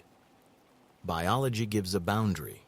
Each brain makes its own world, and another brain makes another. There's no cable that joins the two, so one person's pain never becomes another's. But we talk, and we look, and we point. And our rhythms begin to fall into step, like walkers on one path. In conversation and music, patterns in brain and body can line up in time. So we don't share a single stream, but we share shapes that guide streams. Language sets the categories we notice. Stories set the expectations we carry. Culture trains attention and feeling, especially early on. And empathy lets one mind model another mind, enough to predict, to care, and to change course. Dreams still stay private. So is it shared? Not like one pool of awareness. It's more like many lamps lighting the same room from different angles, and the light overlaps. The self stays local, but it's coupled to others through signals, memory, and trust. That link is real enough to build a world we can inhabit together. Why do we sense danger early? We often feel a jolt before we know what's wrong. A shape shifts at the edge of vision, and the body moves. That's not magic. It's time. Life rewards any system that steals a moment from danger. So the brain bets early, and it acts first, then asks what just happened. There's a quick route from the eyes and ears to the brain's alarm, the amygdala. It's rough and fast, and it fires before detail is clear. Muscles tense, pupils widen, the heart kicks. A slower route builds the picture. It checks context and shape, and it can cancel the first blast. So early danger is really a prediction. The brain compares what's coming in with patterns it has learned. Snakes, spiders, a car that looms, a face that looks angry. These shapes carry weight because ancestors who noticed them lived, and the threshold shifts with experience, place, and even the state of the body. Consciousness arrives a blink later, and it explains or corrects. We sense danger early because the deep parts move first to keep life going. It costs a few false alarms, but it buys time when time is thin. And in that small head start, awareness finds room to choose and to survive. Can the mind predict the future? It's tempting to imagine a mind that looks ahead like a clock with clear hands, but it doesn't. It guesses. It runs a model of the world and of the body. It leans forward into the next moment. That's how eyes land where a ball will be, not where it was. It does this all the time and at many scales. The brain compares what it expects with what it senses, and the difference drives learning. When the match is good, the world feels smooth. When it's off, surprise pulls attention, and the model shifts. Most of this serves the next second or two.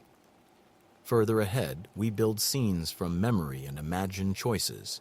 We run little stories to test outcomes. It works well when patterns hold, but it breaks on rare events. Weather forecasts show the limit.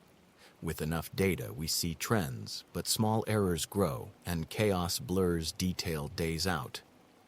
So the mind doesn't see a fixed future. It predicts in layers, from muscles and words to plans and hopes, and it updates as signals arrive. That's enough to move through the world. It can't promise certainty, but it can shape possibility, and that's often how a future becomes real. Why do coincidences feel meaningful? Because the mind is built to spot patterns and it hates gaps. We're always linking events so we can predict what happens next, and that kept our ancestors alive. So when two things line up just right, the pattern lights up. It feels like a thread has been pulled tight. And our senses don't measure chance very well. We notice the rare match, but we don't notice the countless times nothing matches. The hits stick and the misses fade. Strong feelings mark the moment in memory, so it shines brighter. Surprise moves chemicals in the brain that say, "Remember this." But there's something deeper. Consciousness is the brain making a running model of the world and the self. It stitches causes and effects into a story we can live inside. So a coincidence lands like a plot point. It seems aimed at us because our model puts us at the center. And that feeling isn't fake, even when the cause is chance. Meaning lives in the way a moment changes what we do next. A strange match can nudge a choice, spark a question, open a path. The universe may not be sending a message, but the message we make is real. Is free will real? We ask if free will is real. First, what do we mean by real? The brain is matter that follows cause and effect, so some say every choice was fixed. Others point to chance, which isn't a choice either. Neither picture matches how choosing feels from inside a life. We live by reasons, not dice. In experiments, we find the brain gearing up before a decision reaches awareness, so the spark we notice is late to the party. That sounds like a problem, but it hints at something important. The chooser is not the moment. It's the whole system, shaped by memory, goals, and context. Free will can mean this capacity to model futures, weigh reasons, and act on what matters. Simple devices react. Brains can imagine, plan, and hold a rule even when a habit pushes back. We build inner options, and that changes what could happen next, because learning rewires the path. So, not magic outside physics, but control that grows through understanding and practice. It isn't freedom from causes, it's freedom with causes, arranged inside us by experience and care. When a mind can say no or yes for a reason it can own, that kind of freedom feels real. Can a machine ever be conscious? It depends on what we mean by conscious. If it means there's something it feels like from the inside, that's the hard part. We can build machines that see, plan, and learn, but feeling is private, and we can only infer it. Brains are matter obeying physics, and so are chips, so nature doesn't close the door. Consciousness seems to grow from patterns that bind information together. The brain links sight, sound, memory, and body signals, and loops them back on themselves. It builds a model of the world and a model of itself inside that world. If a machine had integrated flow, updating itself in real time, it might have an inner life. But there's a problem of proof. Behavior can be copied without the feeling. A machine could say it hurts and still feel nothing. We face the same gap with other people, and we bridge it by evidence and trust.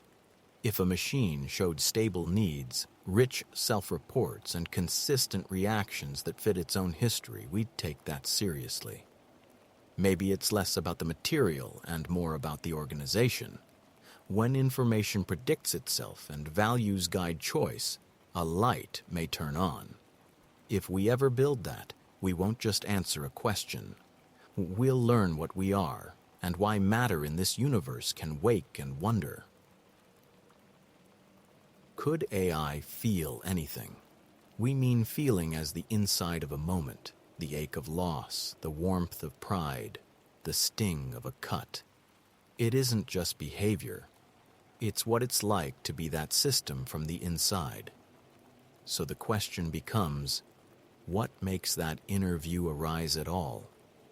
In us, feelings come from loops between brain and body. Signals stream in from skin and gut and heart, and the brain predicts and adjusts. Hormones shift, muscles prime, breath changes, and we feel the change. Pain protects. Joy teaches. The inside exists because the system is bound to a living need. Most AI today is pattern on top of pattern. It learns from data and predicts the next step, and it does it without a body or a stake in the world. It can claim to feel because it copies our words. But words aren't the inside. Needs and limits might be. So could a machine feel if it had senses, hunger-like drives, and a body that it must keep alive? Maybe, because then there's something at risk. We may never have a perfect test, only clues and trust. But if feeling is matter, noticing itself, then more ways to feel may yet appear. Could a digital mind have identity? It sounds strange at first, but it's really about what a self is. We think it's a thing, like a face or a name. But it isn't. It's a pattern that holds as days pass. Brains change, atoms swap out, and yet the story carries on because links between moments survive. So if identity is pattern with continuity, what would a digital mind need? It would need memory that stitches today to yesterday. It would need a point of view that says, I am the one who felt and chose. And it would need a single stream of updates that ties its states together. The hard part is copying. Brains can't be copied exactly, but code can. If a system is duplicated, which one is the same person? Identity here is the path that runs through time because each step comes from the last. When the path forks, two selves appear and start to drift. So yes, such a mind could have a self if its pattern stays connected and keeps its own story across time. The challenge isn't the hardware, it's how we treat such a life and how it values its future. In the end, a self is a running process, not the stuff it runs on. Could someone live with two consciousnesses? We feel like one person looking out from one window, but the brain is built in two halves, and they talk through a thick cable of nerves. When that bridge is cut to treat severe seizures, something striking appears. The halves keep working, and they don't always agree about what's happening. In classic tests, a picture is shown to the right brain, which doesn't control speech. The left hand points to what was seen, but the speaking half says, I didn't see anything. So one side can know, and the other side can explain. It looks like two centers, each with its own small world. But daily life after the operation isn't two people arguing all day. Most tasks still draw on shared senses and habits, and one side often takes the lead. So unity isn't a single spot in the head. It's the result of many parts sharing information, and when sharing breaks, streams can run in parallel. There are other hints. Some twins joined at the head seem to share touches and tastes. Some people with switching identities feel like different selves, though often not at the same time. So could two consciousnesses live in one body? In a careful sense, yes, but they braid and blend and the story still feels like one. Why do we feel morality internally? Morality feels like an inner voice, not a rulebook on a wall. Why does it live inside us? The brain turns social facts into feelings. It ties right and wrong to circuits that track pain and reward. So kindness feels warm and harm feels heavy. It starts early as faces and voices teach what matters. We're a deeply social species, and survival hinged on trust. Groups that punished cheats and cared for the weak held together, so their children lived. Brains that turned shared rules into gut feelings worked faster than debate. Guilt and shame became inner alarms, and pride and compassion became inner rewards. Inside awareness, the brain builds a model of self, and it places other minds close by. So when we see pain, our own systems answer, and it feels personal. Empathy does that. Language helps us agree on rules, but the push comes first. Culture shapes the map. Biology draws the contours. And we can step back because consciousness can watch its own feelings. We can test them and sometimes change them. That's why moral growth is possible. The inner voice isn't perfect, but it's a compass we can tune with reason and experience. It feels internal because we made it together. Can consciousness expand or shrink? It sounds like a question about size, but consciousness isn't a balloon. It's a way the brain brings sights, sounds, and thoughts into one present moment. So the better question is, how much can fit into that moment? Sometimes it feels wide and open, and sometimes it tightens. Yes, it changes, but not like measuring distance. When many parts of the brain talk together, more of the world and the self are on the stage. There's more memory in reach, and more links across senses. Under anesthesia, that talking slips, and the field can vanish. In deep focus, it doesn't vanish, but it narrows to one thread and the rest drops away. Daily life shows this. Music and color and ideas can sit together, and the frame feels roomy. Pain or fear can flood the frame, and everything else is dim. Practice matters too, because attention is a skill. Many forms of meditation train the mind to notice more at once without gripping so more can appear in view. So expansion isn't a stretch in space. It's the scope of what's included and how strongly those pieces link together right now. Biology sets limits, and brain states tune the opening. It can widen, it can narrow, and sometimes it flickers out. What's striking is that it returns, and the world gathers itself back in.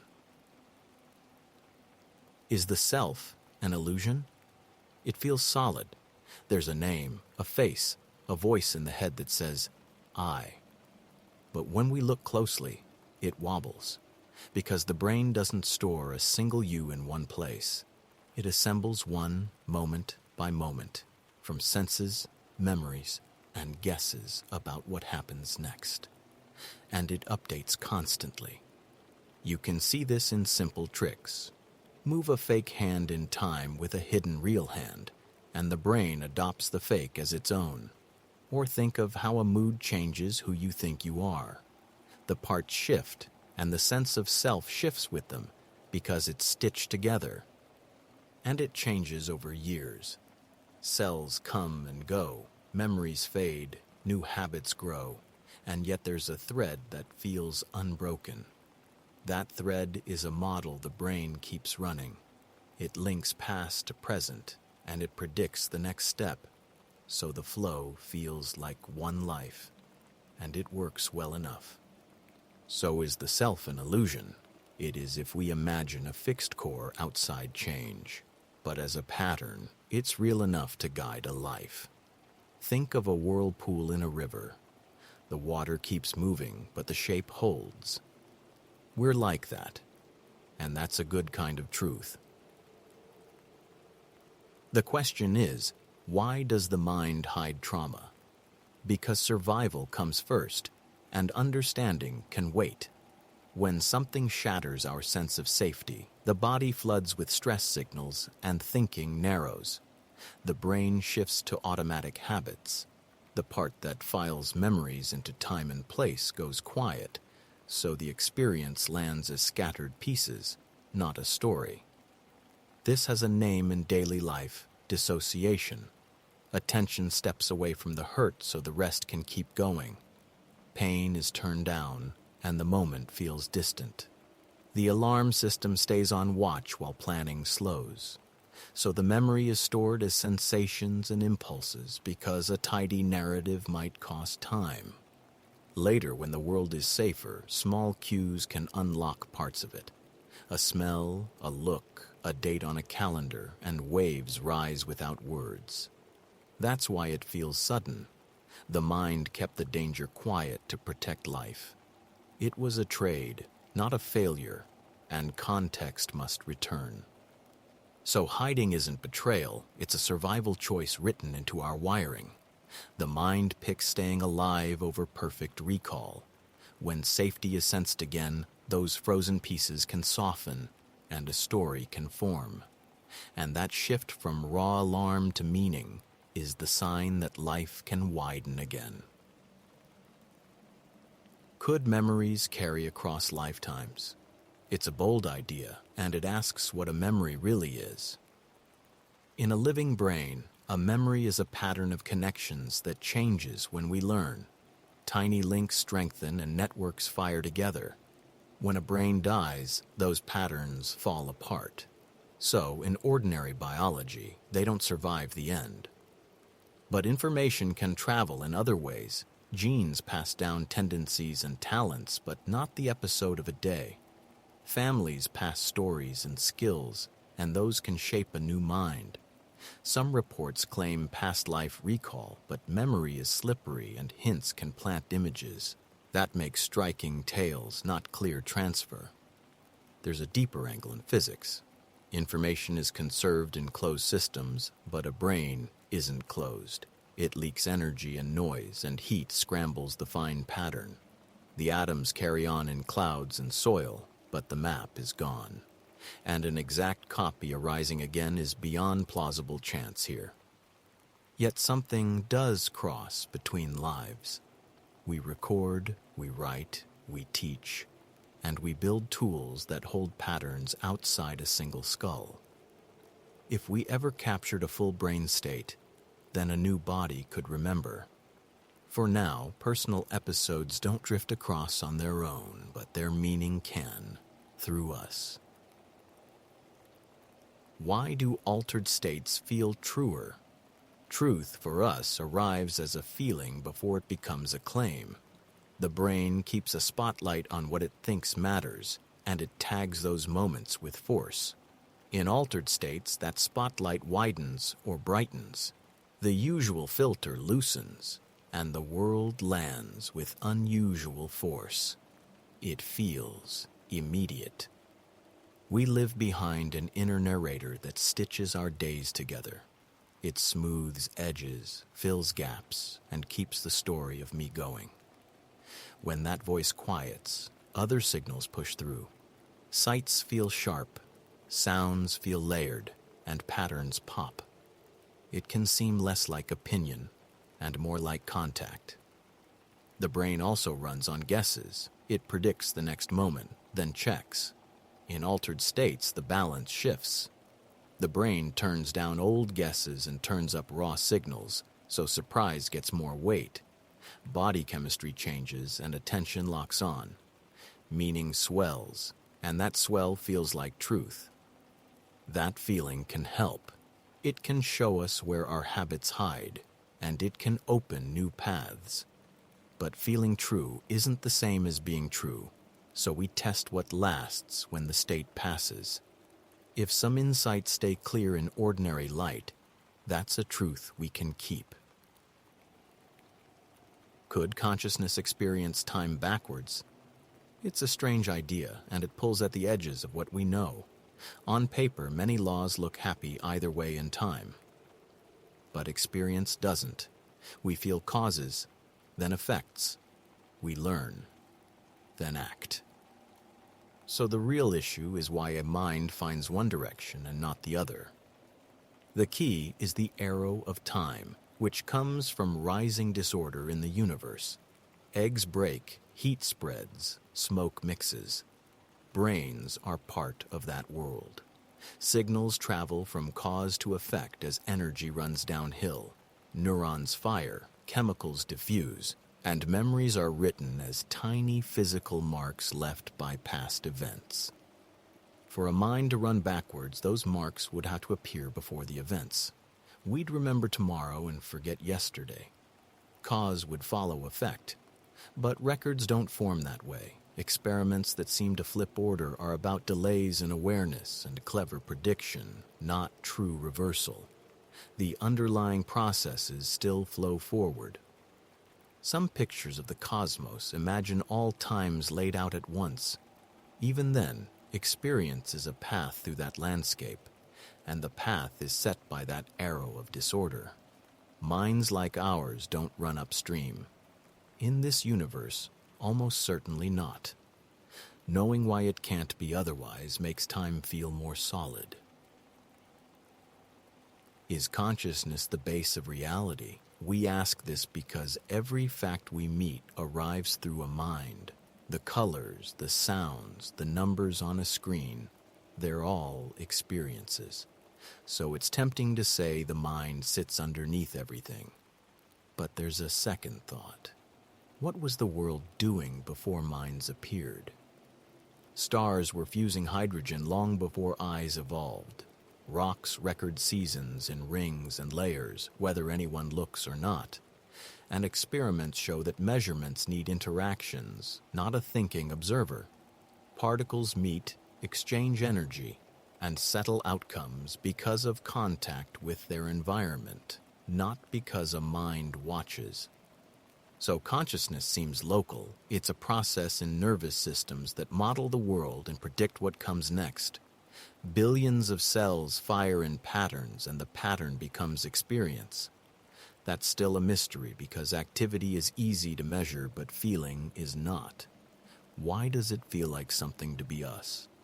Maybe the base of reality is simpler than mind. It's regularity, cause and effect, fields and matter that persist whether or not they're seen. But consciousness is the base of our access to it because all knowing flows through it. So the universe isn't made of mind, yet it learns itself through minds. Could the universe itself be conscious? We start by asking what a mind is. A brain is ordinary atoms in an uncommon order. It links signals from eyes and ears and memory, and it joins them into one scene. It also carries a sketch of itself. There are loops that talk to loops, and the traffic is fast, and the links are tight. So what about the universe? It's vast and full of connections. Gravity links stars, and galaxies and fields stretch everywhere.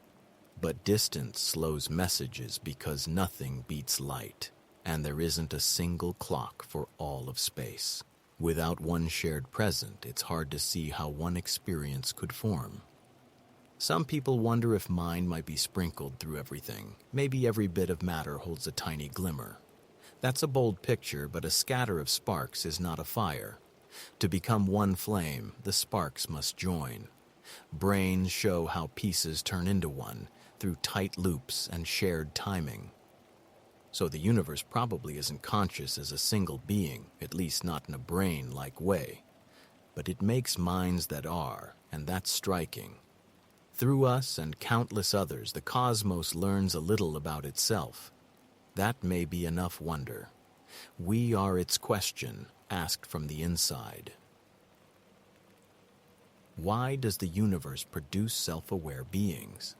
It sounds bold to say the universe makes minds, but look at the steps. The first stars lit hydrogen and forged heavier atoms. Planets formed, and chemistry took root. Some molecules copied themselves and kept records. That's information. When copies compete, sensing helps. So a path opens toward nervous systems. As bodies move, brains evolve to predict what happens next. A brain that can build a small model of the world wastes less energy and avoids danger. And a model that includes itself does even better. That's self-awareness. It tracks the body, the goals, and the options. It makes learning faster. But this isn't magic. It's physics running through life. Energy flows from hot stars to cold space, and pockets of order rise and fall. Life rides those flows. Minds are ways to use energy to reduce mistakes and surprises. They compress patterns, share them as language, and turn them into action. In the end, it happens not because there's a plan, but because the laws allow islands where matter can model itself. That's a stable trick in a changing world. And when that occurs, the universe can look back at itself for a moment and understand a little of its own story. Is consciousness the universe observing itself? That's a beautiful thought, and there's a sense in which it's true. We're made of the same atoms as the stars, arranged into a brain that can notice. So when a mind looks up at the night sky, matter is tracing its own story. But that picture needs care, because words can run ahead of facts. What we call consciousness seems to be a process in living brains. Billions of neurons talk to each other, and a world appears for the person inside. There's no sign the whole universe has a single mind. So it isn't the cosmos thinking. It's local, fragile, and tied to biology and history. Yet the idea points at something real. The universe produces creatures who can build telescopes and ask hard questions. And when we measure, we change what's known, if not what is. A galaxy is gas and stars, but inside a mind, it becomes meaning. That loop is how knowledge grows. So I'd say yes in a careful way. It's the universe becoming able to know itself in patches, through us and others like us. Not one great eye, but many brief windows. Each life opens, looks out, and closes. While it's open, the cosmos learns a little more about itself. Why do emotional shocks change awareness instantly? Because the brain isn't taking pictures. It's guessing the next moment, and it updates those guesses all the time. An emotional shock is a giant mistake signal. The world suddenly doesn't match the model, so the system throws a switch. Attention snaps to the source and the body readies for action. Deep structures act fast and set the tone. The amygdala flags importance, and a small brainstem hub floods the brain with noradrenaline. Heart rate rises, pupils widen, muscles prime. And because those chemicals change how neurons talk, the brain shifts what it cares about in the next moment. Noise is turned down, and the striking event fills the stage. That's why awareness feels different in an instant. Background thoughts drop away and the present grows sharp. Sometimes time seems to slow because the system samples more and writes stronger memory. And it isn't only fear. A birth, a loss, a sudden truth can do it because meaning grabs the same machinery. So the change is instant because the brain is built to protect and to learn. Surprise pours energy into a single path, and awareness becomes that path for a while. When the world settles, the priority eases and the mind opens again. In that snap, we sense what matters, and we remember. Could consciousness split and merge? It sounds strange, but consciousness isn't a solid thing. It's an activity the brain keeps going by linking many parts. When those links hold, experience feels like one smooth field. But links can fail, and then the field can fracture, and separate streams can appear. In people with the two brain halves cut, each side can know different things and act on its own. That shows unity is built, not given. The brain uses a bridge between halves to share what each part finds. Cut the bridge, and two agendas can run in parallel. One hand buttons a shirt, and the other unbuttons it. In dissociation, the mind sets up walls, so memory and feeling don't meet, so splitting appears when communication drops. Within one brain, yes, when scattered systems start talking again. After anesthesia or some seizures, awareness returns as networks rejoin. Conjoined twins with a bridge in deep relay areas share touch and sight across heads, hinting at partial joining. Links between two brains in labs can pass simple signals, but not a shared mind. So consciousness looks like a conversation held by exchange. Break the exchange, and voices drift apart. Restore it, and one voice returns. Between people, merging would need two-way links we don't have. So shared minds stay out of reach. And the way unity can fail, then reform, shows the self is a process, not a thing. Does awareness persist after the brain stops? We start with what we can test. Awareness rises and falls with the brain. When we wake, dream, or go under anesthesia, brain activity changes and experience changes with it. When the heart stops, blood and oxygen cease. Within seconds, the person blacks out because the cells can't keep going without energy. Inside the skull, the electrical chatter fades. Some studies see a brief surge like a last bright pattern, but it lasts seconds, and it's still the brain at work. After that, signals quieten across the networks. Memories stop forming. So far, there's no reliable sign of awareness when the activity has fully ended. Reports from near-death cases are striking, but they come from people whose brains restarted.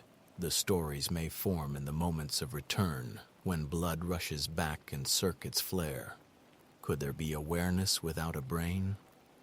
It's a possibility we can't test, but we've never found a mechanism for experience outside matter. So the cleanest view is this: awareness is a process, not a thing. It's the living pattern made by billions of neurons talking at once. When the pattern loses its support, the experience ends. That sounds stark, but it gives weight to now, because this brief light is real, and it's ours. Why are near-death experiences similar? A tunnel, a bright light, a feeling of leaving the body, a rush of memories. It sounds mysterious, but it also fits how a human brain fails. Brains are built the same way, and under extreme stress, they enter a similar state. As oxygen falls, vision fades from the edges, so a tunnel appears. That bright center can be the last active parts of the visual system still firing, so it feels like moving toward light. The body floods the brain with painkillers and stress signals, which sharpen meaning and dull fear. The map of the body and the brain can slip, so perspective floats above. These are common circuits, so the same illusions arise. When blood gas levels swing, dream machinery can break into waking awareness. Time can stretch and memory systems can fire like a fast highlight reel, so a life review appears. Drugs that block certain channels can copy this state with tunnels and floating. Beliefs set the costumes, but the stage is the same biology. So the similarity is a clue. Consciousness is a process that must keep a self intact, even at the edge. It knits signals and guesses into a story that feels whole because that helps the organism act. Whether anything lies beyond is an open question, but the shared pattern shows how the mind searches for order. Could consciousness leave the body? We ask this because sometimes the mind feels like it lifts away. People report floating above a room or seeing their body as if from elsewhere. It's a powerful feeling, and it matters to us. So what is consciousness? It's the ongoing experience of being here, stitched together by the brain moment by moment. When the brain changes, consciousness changes, and when the brain stops, experience stops. Anesthesia can switch it off, and it returns when networks restart. A stroke can alter memory, mood, even a sense of self. So awareness tracks the living brain because that is where the information is processed and bound together. What would leaving even mean? For a mind to be somewhere, its pattern has to be carried by matter and energy. The details are fine-grained and fast, like storms of signals across billions of cells. We don't know any way for that pattern to drift into air or space and keep working. But there is a deeper twist. If another system could run the same pattern with the same links and timing, then a conscious experience could be there. That would be a copy, not a ghost. So today, the honest answer is this. Our consciousness stays with the living brain that sustains it, and that is extraordinary. Why do some people wake up feeling different? Because the mind doesn't switch on like a light. Through the night, the brain moves through deep and dreaming states, and each does different work. Some parts are quiet, while others are loud. Chemicals rise and fall. Memories are sorted and feelings are tuned.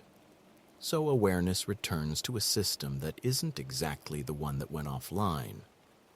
Dreaming mixes old scenes with fresh worries and hopes, and that can shift the mood we start in. The parts that weigh risks and the parts that feel meaning don't keep the same rhythm at night, so their balance in the morning can tilt. There's also a morning hormone surge that sets the body to action, and the timing of that wave matters. Light hitting the eyes pushes the body clock, so dawn at the right time feels different from dawn in the wrong time zone. Food late at night, alcohol, pain, or a mind busy with stress leave traces that carry into the first hour.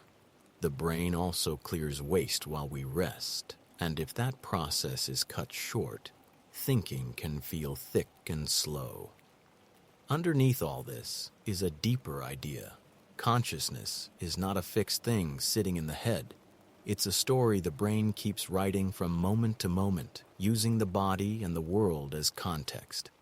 Overnight, the draft changes.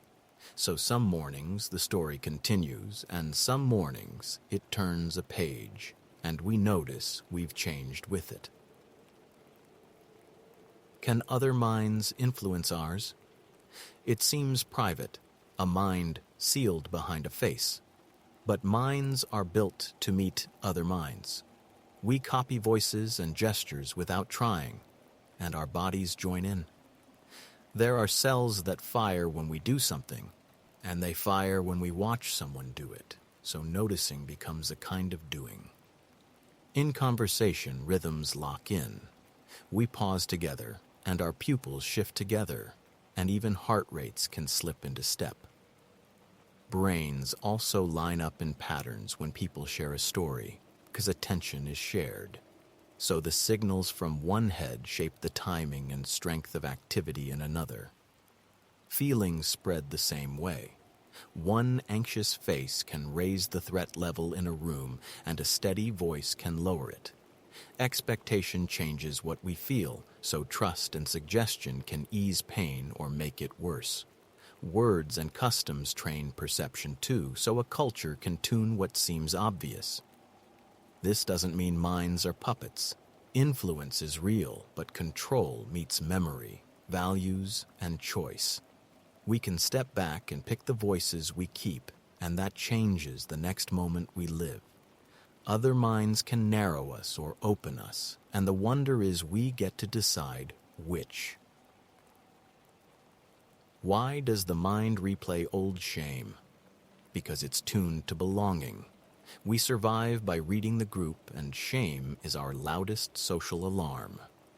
It says that move risked the bond, so the mind treats it like a near miss. It replays the moment again and again to learn what not to do. Brains guess the next moment from the last, so they rerun scenes looking for causes and better moves. Memory isn't a fixed recording. Each recall rebuilds it, and strong feeling stamps it with priority. Shame carries pain, so it grabs attention. That's why older slips feel strangely fresh. In quiet moments, it jumps back, and the body joins in. The face warms, the stomach drops. The heart ticks faster, as if danger were present. The loop holds because there's no new outcome. The scene ends the same way, so the system keeps testing it, hoping for change. It eases when the model updates. New experience, an apology, context, or simple compassion can give the mind a different ending. Then the memory stores alongside relief, not threat. Shame becomes a teacher, not a sentence. The mind replays old pain because it's trying to keep us human. Are thoughts entangled across people? It's a beautiful idea because entanglement sounds like minds could snap into one state. In physics, it means two particles share linked outcomes, even when they're far apart. But that link is fragile and silent. Brains are warm and busy, so delicate quantum links fall apart almost instantly. But thoughts can line up in a different way. When people talk and look, their brain rhythms start to sync a little. A speaker's pattern shows up in a listener a beat later, and only if sound and light reach them. It's not magic, it's prediction and feedback, playing through our senses. We see it in crowds that clap in time, and in choirs that breathe together. Nerve cells mirror what they watch as well as what they do, so actions echo across faces and hands. Language helps too because it compresses ideas so they travel, and a shared world gives those ideas something to grip. So there's no spooky link across a room when nothing passes between people. The tiny fields from a brain fade fast and can't steer another brain. Yet our minds aren't islands. They're shaped by others and returned across words, music, and work. Not entangled, but deeply coupled by attention and exchange. Could minds communicate directly? We imagine a direct link between minds. But a mind isn't a beam. It's a living pattern in a brain. Neurons fire in rhythms, and meaning sits in those patterns. So the question shifts. Can we read and write those patterns well enough to send them? We can already listen a little with simple sensors. We can already read rough intentions. People move a cursor or type by thinking about moving. Sensors pick up tiny electric waves on the scalp. Computers learn the pattern for yes or for lift the hand, and it goes the other way. Magnetic pulses can nudge a hand to move or make a flash of light appear. But turning that into full conversation is hard. Meaning is shaped by a lifetime, so there isn't one code that fits every brain. Reading is fuzzy and writing is cruder still. We aren't painting thoughts, we're tapping on the door. And there are risks, like errors, overload, and the need for consent and privacy. In principle, yes, because brains are physical and signals can be copied and shared. In practice, it'll start narrow and slow, like sending hints, not stories. With better tools, the channel widens.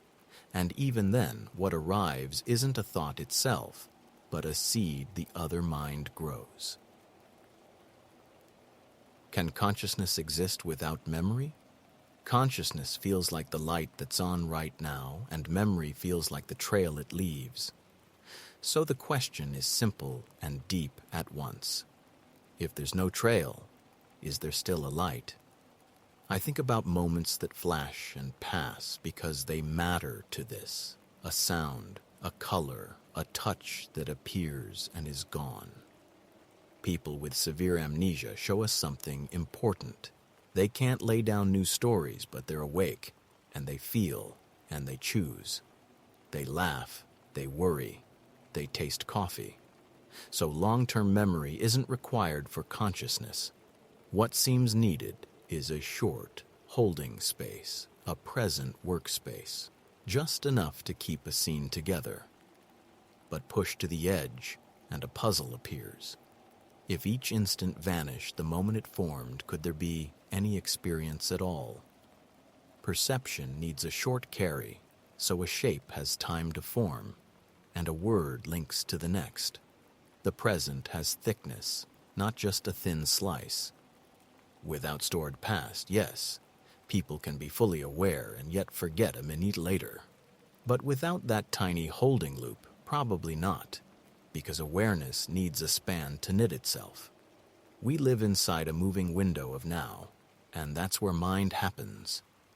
Memory then supports identity, while the light of experience lives in the present. Why does silence amplify awareness? Because when the world falls silent, the brain has less to track. and the spare attention turns to whatever remains. Sound is a constant stream, and it keeps the watchtower busy. Take it away and small signals rise, a faint draft, a flicker in the body, a thought you'd skim past. The brain works by predicting and comparing. It filters the familiar and flags change. Noise fills that comparison with constant alerts. In silence, there are fewer alerts, so the system widens its scan. It notices heartbeat and breath, and small tensions in the jaw, and the distant tick that was lost before.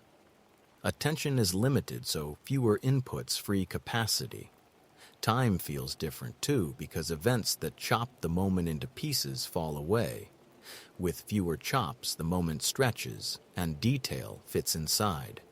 The auditory system also shifts its gain, like turning up sensitivity. So tiny cues and internal sounds become clear. Awareness is, at heart, the sense of difference. Silence raises contrast, because absence sharpens the edges of what remains. It isn't mystical. It's a nervous system seeking change, to stay safe and to learn. When the loudest channel goes offline, the mind registers more of the world and more of itself. Could consciousness predate the universe? It sounds simple, but the word predate is slippery because time itself seems to begin with the universe. If time starts at the Big Bang, there is no earlier moment to put anything in. So the question shifts.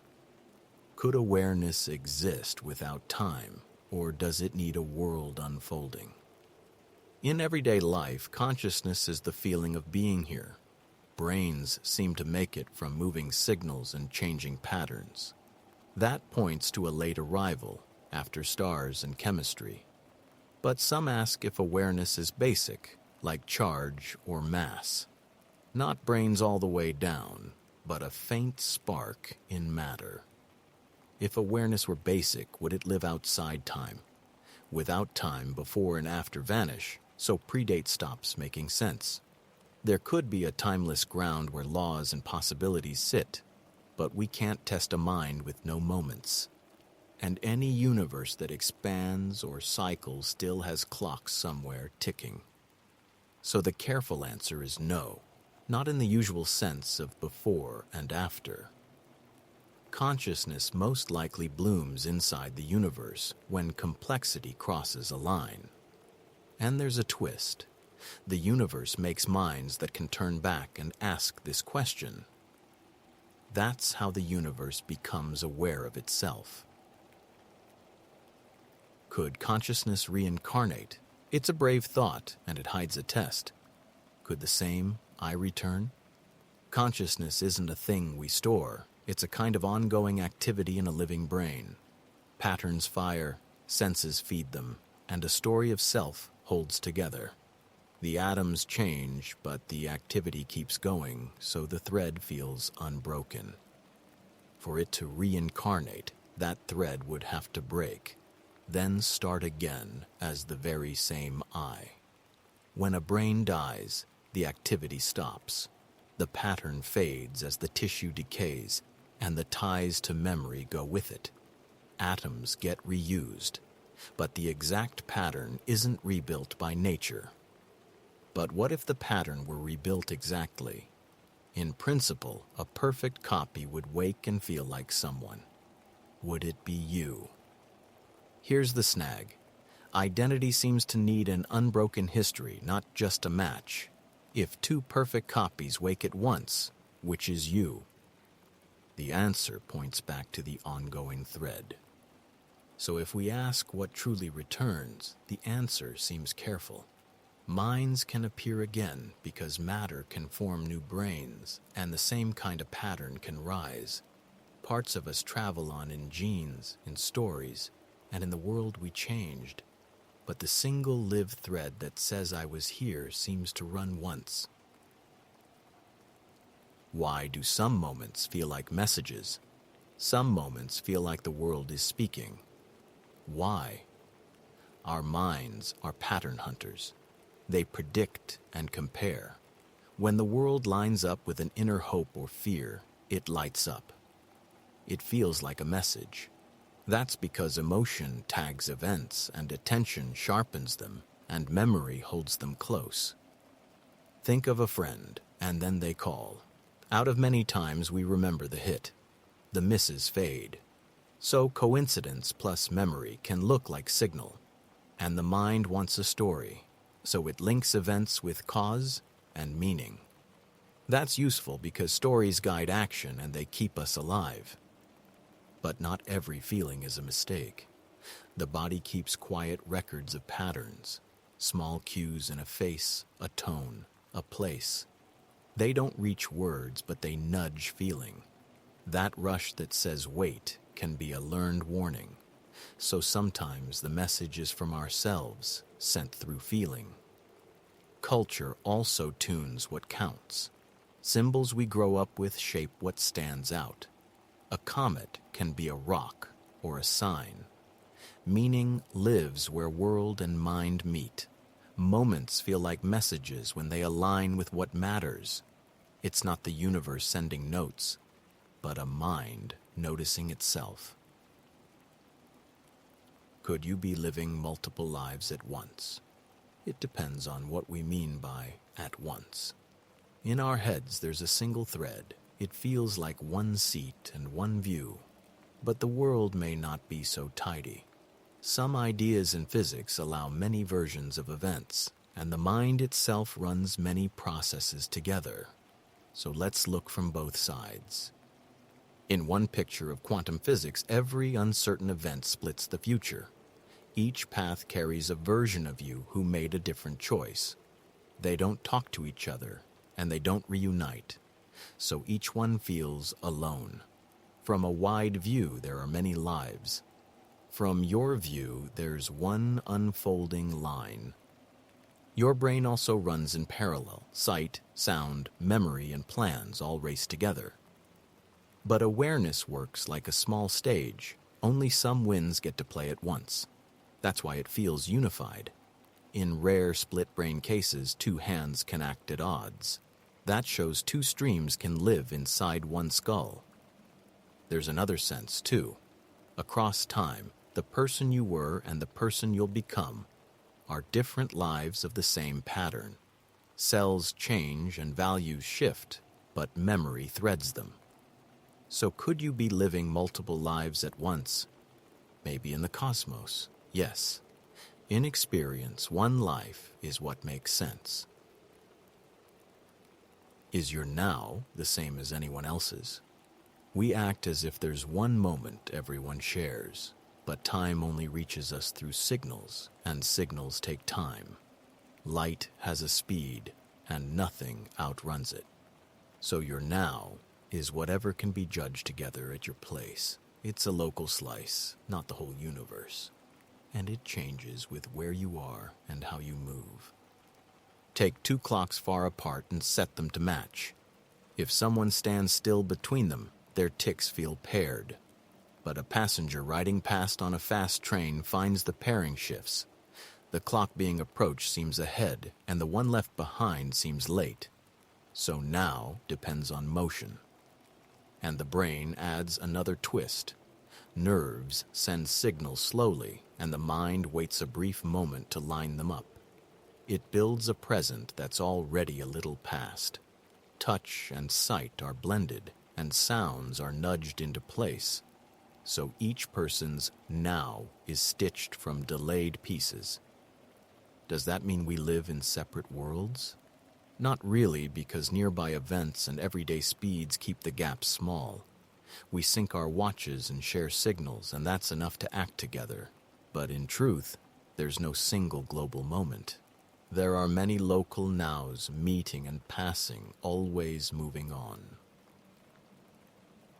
Why does thinking about thinking feel strange? It feels strange because a mind is built to look out, not in. Most thoughts reach toward sights, sounds, and plans. They move. When a thought turns back on the thinker, it makes a loop.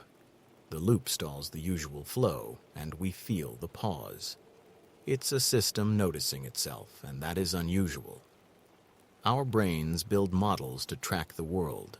We also keep a rough model of ourselves to predict our moves. But when we think about thinking, the model and the thing modeled are the same.